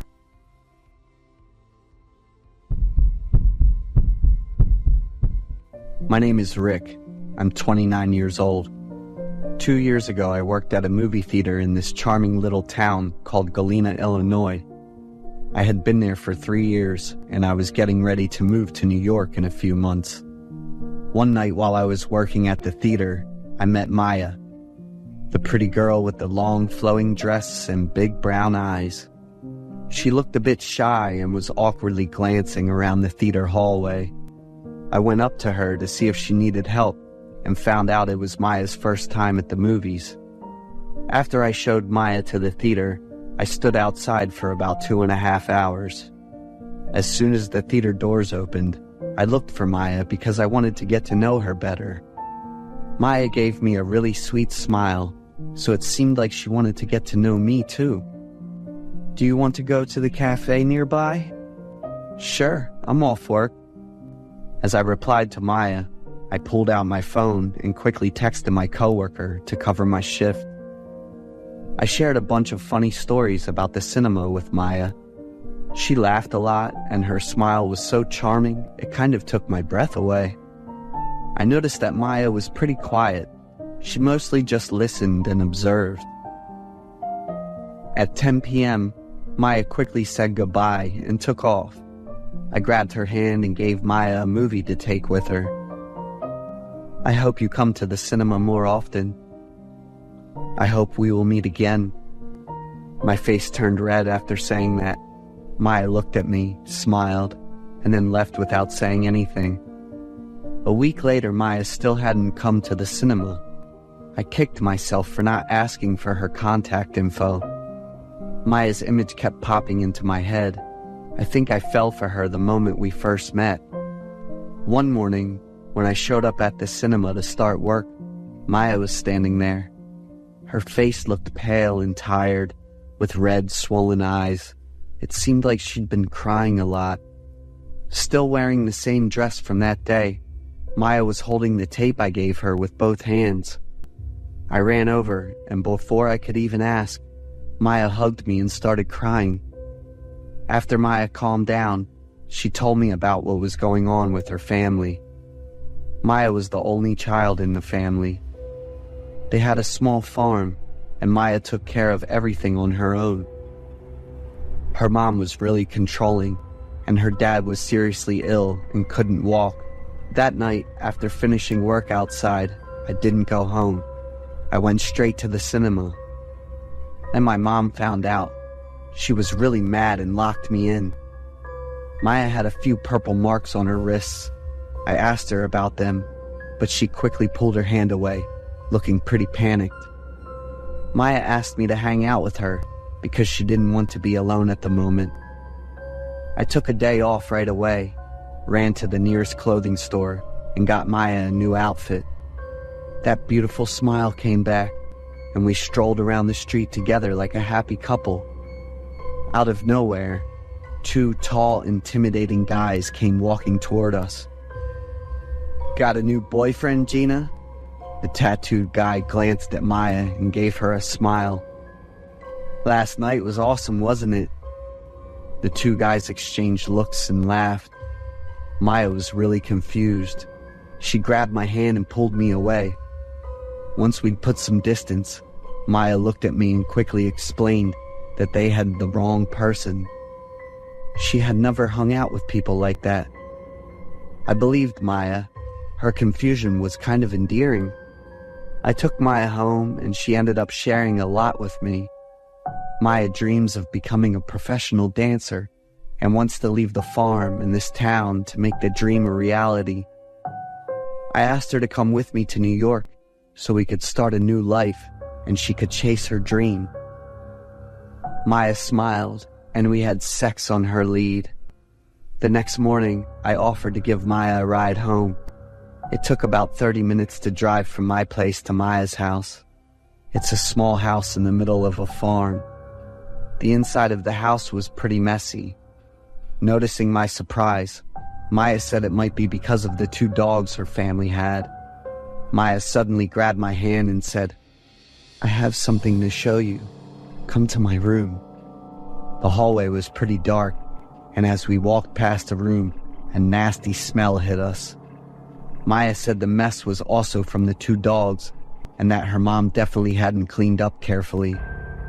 Maya quickly pulled me toward the room at the end of the hallway. This was Maya's room, and it had a pretty simple and old setup. At that moment, Maya seemed like a different person. There was a weird smile. Her eyes showed she was bracing for trouble, and she kept pacing back and forth. Maya suddenly pounced on me, leaving me confused. Then I heard a small but noticeable scream. "Gina!" Before I could even react, Maya went back to being her usual self. She grabbed my hand and said she wanted to take me to the farm to introduce me to the little friends she was taking care of. I asked about the scream I just heard, but Maya just kept pulling me along and vaguely said there was no scream. Maya's family farm had animals like chickens, crows, and pigs, but there weren't very many of them. "Where are your two dogs? What are their names?" "I don't have dogs." Maya's answer made both of us freeze. Maya avoided my look and walked away. I ran after her, feeling anxious and confused, and bombarded Maya with questions. I ran after her, and suddenly she grabbed the shovel, glared at me, and charged over. I tried to run, but Maya managed to hit me hard on the right hand. The pain was sharp, and I heard a cracking sound. I was pretty sure my shoulder blade was broken.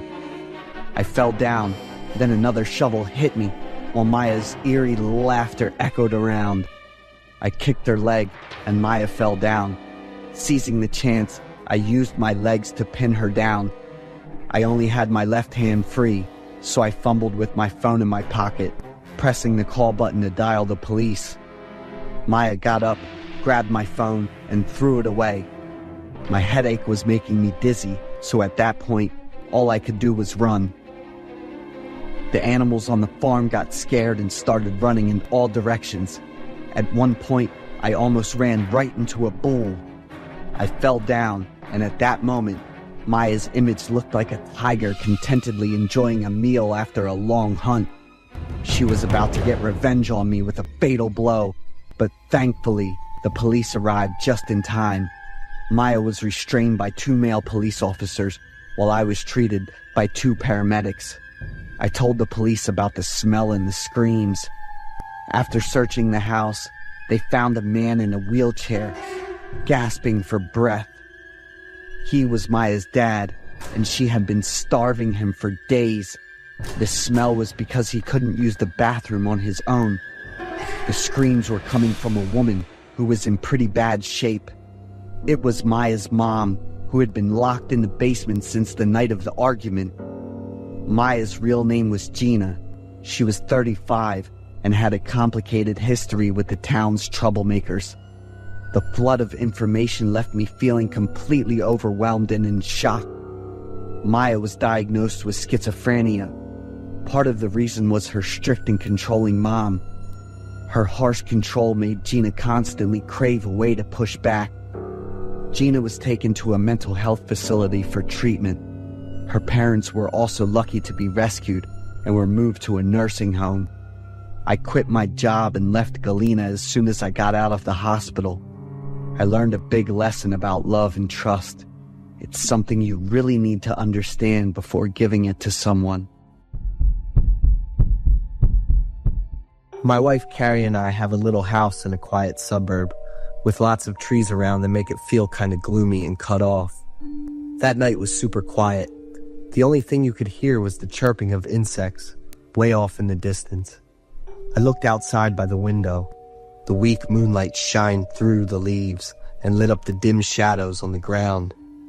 That messed up dream about the company's problems woke me up, sweat dripping down my forehead. I felt so heavy, like there was some invisible weight pushing down on my shoulders. I headed down to the living room, walking lightly, but my steps still echoed in the empty house. When I opened the fridge to grab a beer, I felt this chill in the hallway. Not just from the air, but from this weird, uneasy vibe. I sat down on the couch and turned on the dim reading light. The pale yellow glow hit the wall, making these wavy shadows that looked like they were dancing. I tried to focus on the page, but my mind kept wandering back to the stuff going on with the company. Suddenly, all the lights went out, and the house was totally dark. The sound of leaves rustling in the wind startled me, and my heart started pounding. A cold breeze brushed the back of my neck, and it felt like the house suddenly wasn't familiar anymore. I tried to figure out what happened, and just focused on staying calm. Power outages weren't rare where we lived, but this time, something felt off and made me uneasy. I decided to step outside and see what was going on around me. The cold night wind hit my skin, making me shiver. I noticed the neighbor's house across the street was still lit up, so it was clear that only my house had an electrical issue. But when I turned around to go back in, the front door was locked. I tried turning the doorknob, but no luck. I walked around the house, and that uneasy feeling just kept getting worse. I looked through the window next to me and freaked out when I saw 2 figures moving inside the house. The chubby figure was bent over, checking the drawer, while the tall, skinny one was going through the bookshelf. I caught a glimpse of something shiny in one of the thieves' hands. A gun. My heart stopped for a second, then started pounding so hard I thought it was gonna burst. I quickly came up with a plan to run over to the neighbor's house and ask them to call the police. But then I remembered my wife was still inside. My whole body went stiff, and a cold shiver ran down my spine, making it feel like I was frozen in place. Worried thoughts were swirling in my head, all jumbled and unfocused. Then I thought about my wife and just wanted to rush in to protect her. But the fear of getting caught and facing the gun kept me from moving. I turned around and ran straight to the bedroom window. I knocked on the glass for the 3rd time, and my wife woke up, looking all sleepy, then got panicked and surprised when she saw me outside the window. My voice was urgent, and there was fear and determination in every word, as I told her to hide in the closet and stay totally quiet. My wife nodded and quickly did what I said without saying a word. With not much time left, I rushed over to the neighbor's house, knocked on the door, and told them everything, my voice shaking with panic. The neighbor called the police right away, and just a minute later, the police sirens went off, breaking the silence of the night. By the time the police showed up, the house had been trashed.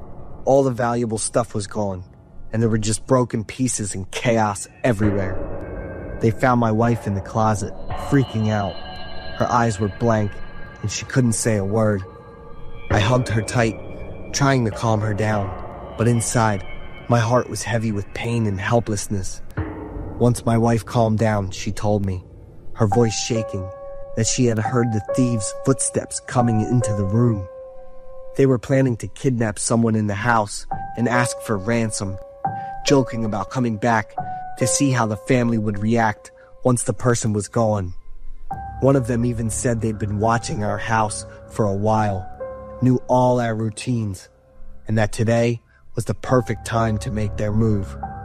One of their voices sounded familiar, like someone we'd met before. One of them mentioned the name Mark when talking about the plan, and my wife couldn't help but think of Mark, my old coworker, who had been to the house a few times. Every word my wife said felt like a knife to the heart. I could still feel the fear and unease hanging around in every dark corner of my mind. I felt like the moment the house went dark, everything changed. It wasn't just a robbery. It was an attack on the sense of security that used to be there in the quiet darkness. Nothing felt the same anymore, and that invisible fear still stuck with us.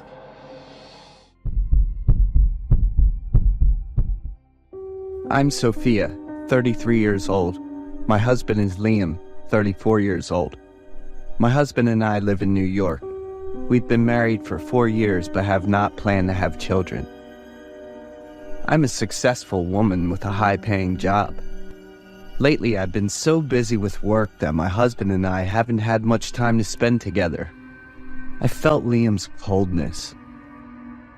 On a 5-day business trip to California, I told Liam to arrange work to go with me. Both a business trip and a trip for the couple to warm up their relationship. But Liam seemed very hesitant about that suggestion, and I had to try to convince him. We rented a room at a luxury hotel near Coronado Beach. During the day, I will go handle work, leaving Liam at the hotel to explore everything around. Only at night do we have time for each other. Creepy things at this hotel begin to happen. The first night, I was startled awake when I heard the sound of water running in the toilet. It was about 12 o'clock. I think the hotel's water system has a problem. The sound of running water stopped for about 2 minutes. I was also quite tired after a day of work, so I went back to sleep right after. But on the second night, I heard a knocking sound coming from the closet door. At that time, I couldn't sleep because I was reviewing documents to send to my partner. That knocking sound followed by the rhythm of 3 consecutive sounds with the pause between each time. My heart beat faster with each knock. I'm a very shy person, so I didn't dare go up to see what was inside the cabinet. Hurriedly jumping onto the bed, I tried to shake Liam vigorously. But my husband sleeps very soundly. No matter what, he doesn't wake up. The knocking stopped.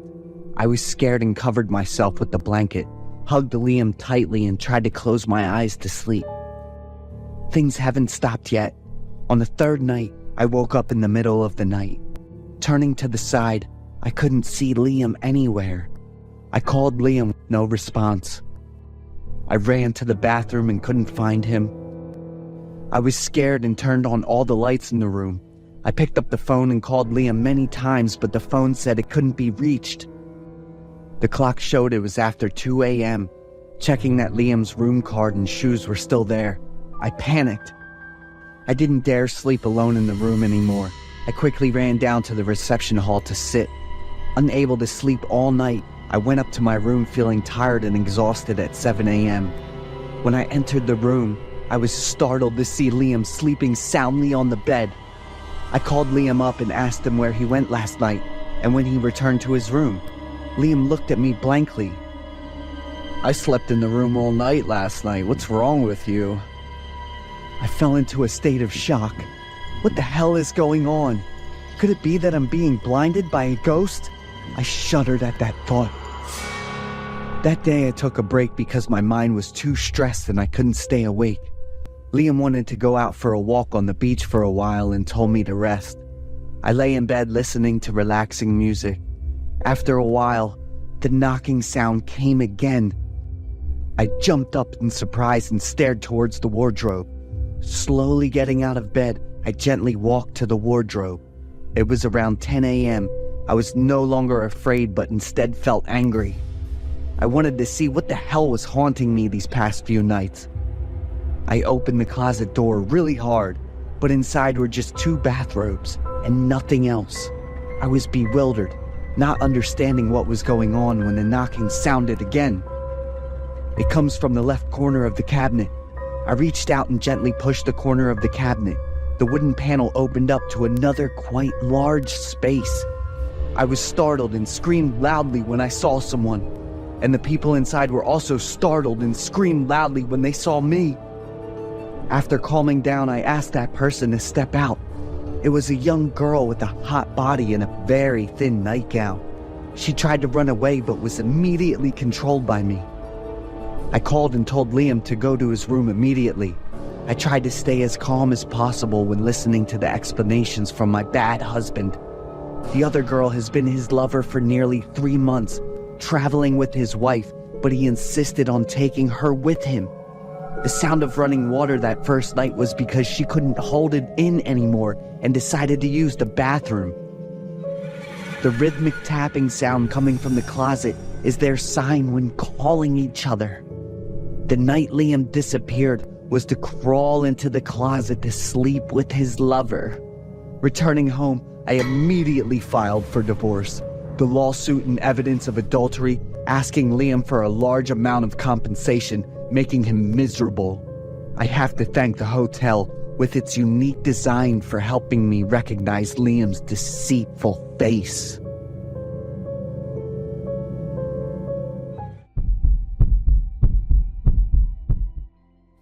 I'm Erica, 26 years old, living alone in Mississippi. I don't have many relatives. I've been living with my grandparents in Florida since I was young. I don't know who my father is. As for my mother, according to my grandparents, she was swept away and disappeared in a flood when I was 4 years old. After graduating from college, I moved to Mississippi to live and work. Mississippi is one of those states in the Gulf Coast region, heavily affected by hurricanes, floods, and tornadoes. Every year, the government evacuates us to safer areas during disasters. The people here are accustomed to and quite experienced with this.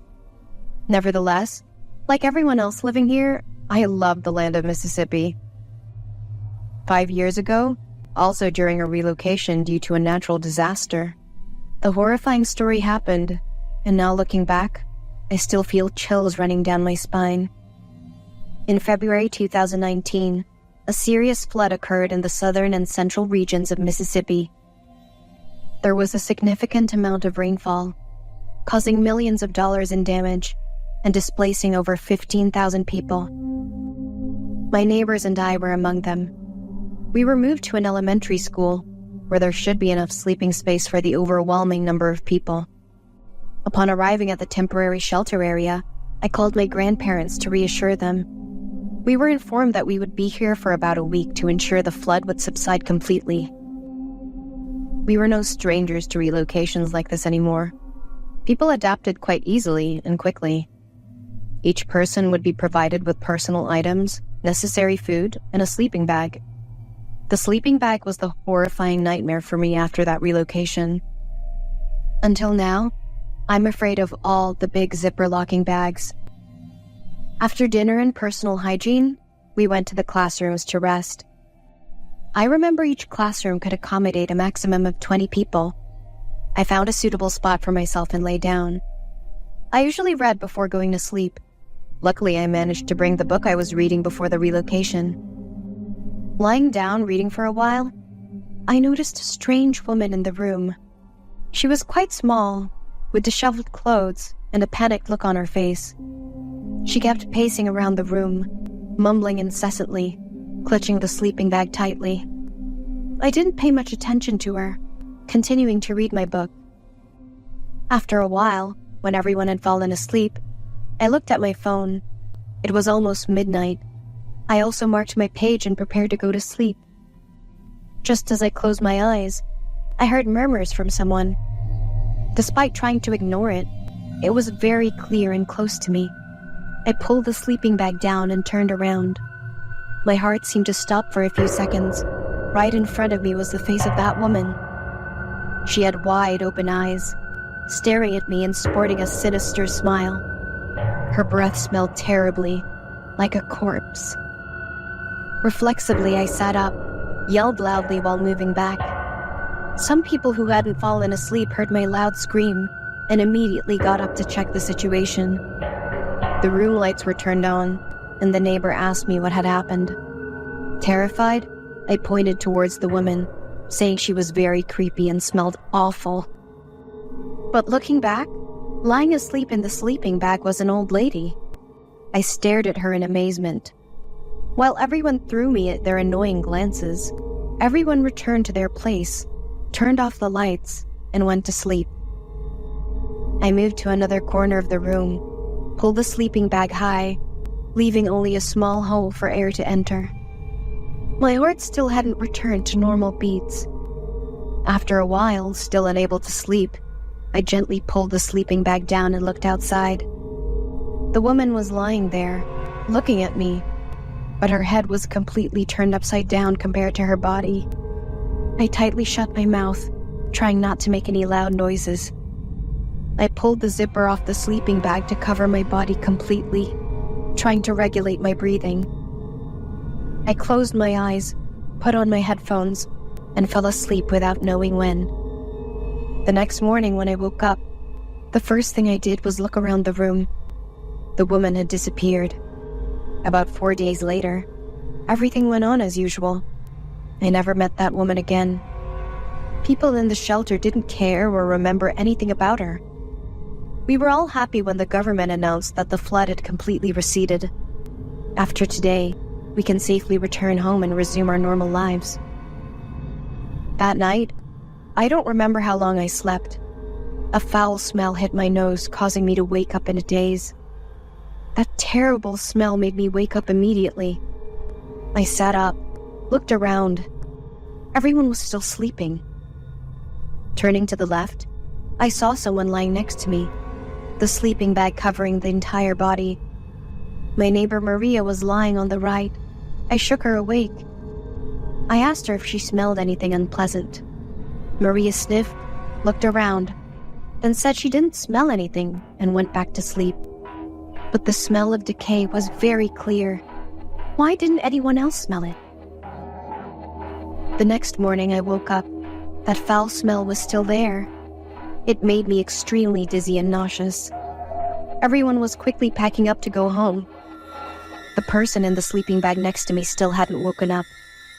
I was surprised, reached out to wake that person up.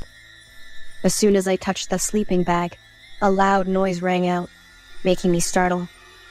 I called out loudly a few more times, but the person inside the sleeping bag still didn't respond. I trembled, reached out to pull the zipper of the bag down. Inside the sleeping bag was a rotting corpse. I immediately screamed loudly and jumped out of control. People around came to help me calm down. I was crying and trembling, trying to tell them about the terrifying thing inside the sleeping bag. Once again, the incomprehensible looks were staring at me. A man came over, picked up the sleeping bag. A few snacks and a bottle fell out from inside. He looked at me uncomfortably, saying it was his sleeping bag and I should stop making such a fuss. I was panicked. Finally, what was going on? Why was I the only one seeing those terrifying things? On the way home, I heard the radio on the bus recounting the case of a woman. Her name was Luisa. 22 years ago, when she was 27 years old, She was a single mother who was swept away by the flood while going to pick up her 4-year-old daughter from school. Luisa's body was never found. I was stunned. My whole body was freezing cold. I remembered the horrific image of that woman. She had eyes very similar to my mother's.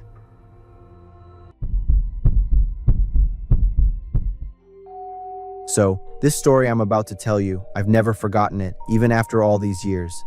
I'm Erica, and this scary thing happened to me when I was 10. I was super scared of dogs. Not the cute, fluffy ones you see on Instagram, more like pit bulls, labs, goldens, and dogs like that. They were huge and probably weighed like twice as much as me back then. I was just this skinny little girl. Their eyes were so intense it felt like they could see right through you. My fear wasn't something you could just laugh off.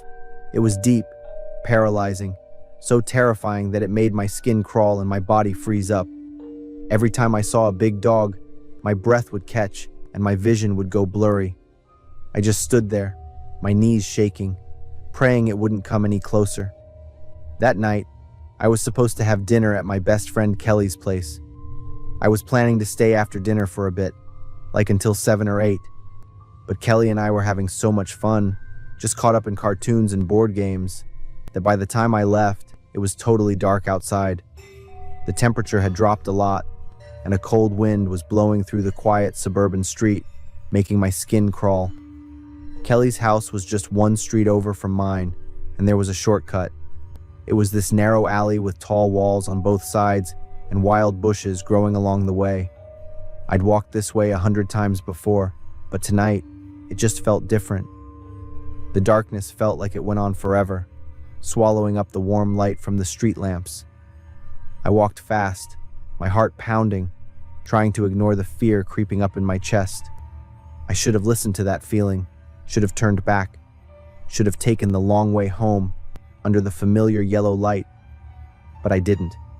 I just kept walking, sinking deeper into the fear, telling myself I was probably just overthinking it.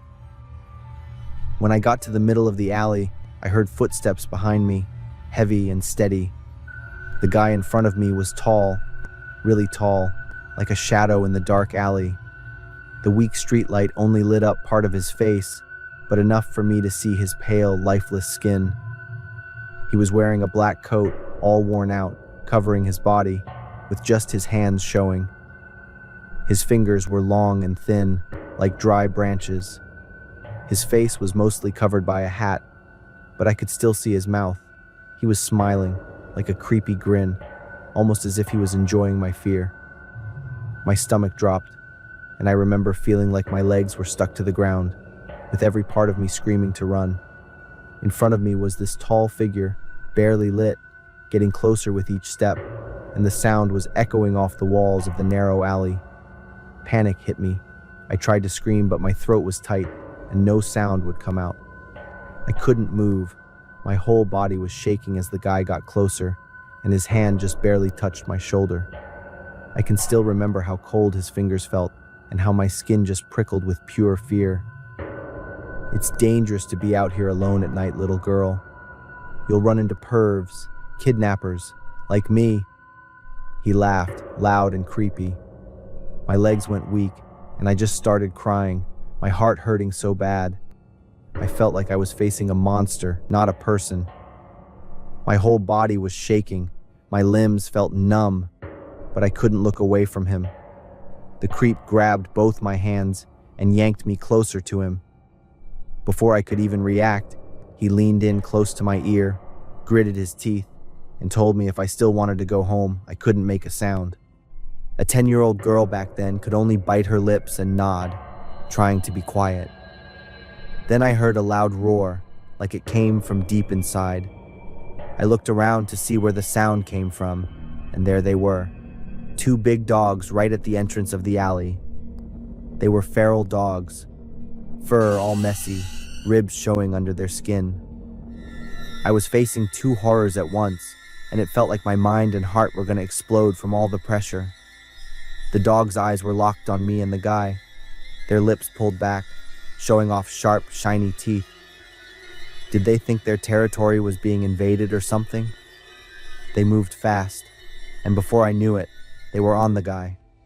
He screamed, this high-pitched, freaked-out scream, and started backing away, trying to shove them off. The dogs wouldn't back off, biting and growling, and their growls just got scarier in the alley. I saw my chance.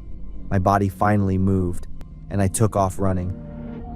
I ran faster than I ever had, not stopping until I got to my front door. My hands were shaking so bad, it took me 3 tries to turn the doorknob.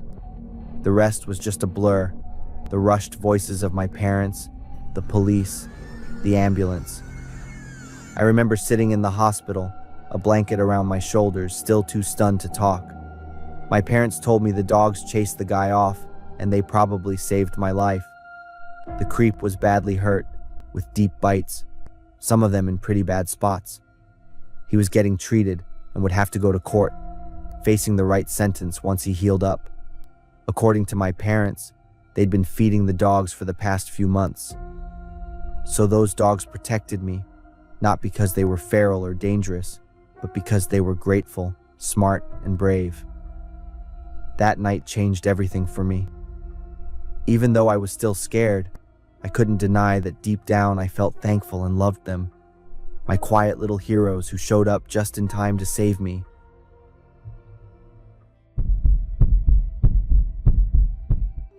I am Evelyn, 32 years old. A light drizzle was falling on the quiet streets of Portland, streaking water down the car windows. I pulled up my coat collar and hurried toward the office building. April was colder than usual this year, and the gloomy sky made it feel like something was off. The office was buzzing with laughter this morning. Everyone was pulling pranks on each other. Someone had stuck a note on my computer screen. Password changed. Good luck. I didn't even react. April Fools had never really been my thing. A big yellow envelope showed up on my desk, no name on it, but it definitely caught my attention. I opened it. Inside was a plain white sheet of paper with just one sentence. The game has just begun. I glanced around the office, confused. No one even looked my way, like they were all waiting for me to do something. I brushed it off, figuring it was just someone's dumb prank. That night, when I got home, there was a small black gift box sitting right by my door with a crimson ribbon. I picked it up, and a shiver ran down my spine. When I opened it, there was another piece of paper inside. Happy April Fools. I shivered again, and as soon as I folded the paper, I noticed a small photo at the bottom of the box. It was a picture of me from that morning, right after I stepped out of the coffee shop near my office. It was taken from a distance, but it was pretty clear someone had been following me. I carried this weird mix of confusion and discomfort, thinking the whole thing was just some creepy April Fool's joke. That night, a soft scratching sound outside my bedroom window jolted me awake. I sat up, heart racing, telling myself I was just imagining things, but I couldn't shake the feeling that someone was watching me. The next day, I left the office earlier than usual, just wanting to get home and take a break. As soon as I walked into the house and shut the door, there was a knock. I hesitated for a few seconds before opening it, and there was a big box sitting on the ground. Right away, this strong, nasty smell hit me, making me want to puke before I even opened the box. My heart was pounding. I kinda knew what I was imagining, but my curiosity wouldn't let me stop. My hands were shaking as I peeled off the tape, and the second the lid popped open, I instinctively stepped back. Inside was a pile of red, slimy flesh wrapped in some cloth. Pale white patches of skin were mixed with this gross, sticky liquid. Flies buzzed around the edges, and tiny maggots crawled all over the surface. My stomach turned, and I bolted to the bathroom to throw up everything. It took me forever to calm down, but I went back to the box. I had to get rid of that disgusting thing immediately. But then I stopped. There was a small piece of paper on the box, covered in dried blood. Remember me? I didn't remember. My mind was a total mess, completely confused. But someone out there remembered me, clear as day. The cops showed up 10 minutes later. They checked the box, took meat samples for investigation, and searched around the house. 2 days later, the cops found out the meat in the box was bought from a local slaughterhouse. Looking at the cloth that wrapped the meat, it looked a lot like a jacket I used to have. My head was spinning, and I felt like I was losing it from this creepy prank. He had been so close to me. He snuck into my house, and there was a good chance he was still out there somewhere without me even knowing. "Have you had any recent disagreements?" a cop asked me. My mind was all over the place as I tried to dig through my memories. A few faces popped up. A former coworker who had acted out and was pretty hostile toward me before getting fired. Some weird guy I always saw at the coffee shop near my office.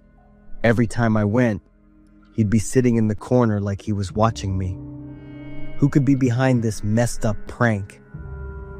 The cops started investigating based on the list of suspects I gave them. They checked the security cameras near the coffee shop and saw that the weird guy had been there a bunch of times when I was there, but there was no proof he ever approached me. When they looked into him, he turned out to be just a regular delivery guy with no criminal record and no connection to what happened. Next up was my ex-coworker who got fired, Mark. After digging into his past, the cops found out he had a record for harassing women. During the interrogation, Mark didn't deny hating me after getting fired, but swore he never planned any revenge. The cops checked Mark's recent calls and activity, but found nothing linking him to what was happening to me. That made them start thinking maybe someone else was behind all this. Someone with deeper, more dangerous motives. A week later, I was living with constant anxiety. One afternoon, I got a package in the mail, a USB. I plugged it into my laptop, and there it was, a video of me sleeping, with the camera slowly getting closer and closer. The steady breathing of whoever was holding the camera started blending with the sound of my own breathing while I slept. With every passing second, my body froze up more and more. At the end of the video, the camera turned toward the window, showing the reflection of a tall, familiar figure dressed in black. I held my breath, my hands shaking as I slammed my laptop shut. But before I could even process what was happening, my phone started ringing. It was an unknown number. I hesitated for a few seconds before picking up. "Hey honey, fun little joke, huh?" His voice was deep, filled with amusement. My hand clenched around the phone. I thought of him, but there was no way. He was still supposed to be in jail. "Dominic, how is this even possible? The law only traps the weak. I'm back, and I've got all the time in the world to play with you." Hearing that cold, twisted laugh made every scar on my body sting. All those memories of my personal hell came rushing back. My baby with him ripped away from me by violence just before his due date. I took a deep breath, forcing down the panic rising in my chest. I had to keep him talking long enough. I swallowed hard, my eyes flicking to the corner of my laptop screen, the location tracking system the cops installed 2 days ago. The GPS was updating every second. He was so close. My hand shook as I tapped the table, a signal to the tracking team. Dominic's creepy voice echoed in my ear. "The back window. I've been in there so many times. You have no idea." My heart nearly stopped. I didn't dare turn around. I could feel his eyes on me from somewhere in the darkness. I took a deep breath. The SWAT team was in position. "Dominic, this is the last time. Happy April, fools," I whispered. A loud bang came from the other end of the line, followed by shouting, the sound of a door being kicked down, and Dominic's panicked screams when he realized he was trapped. I hung up. The location screen flashed one last time before the signal went dead. I closed my eyes and took a deep breath. This time, he wasn't coming back.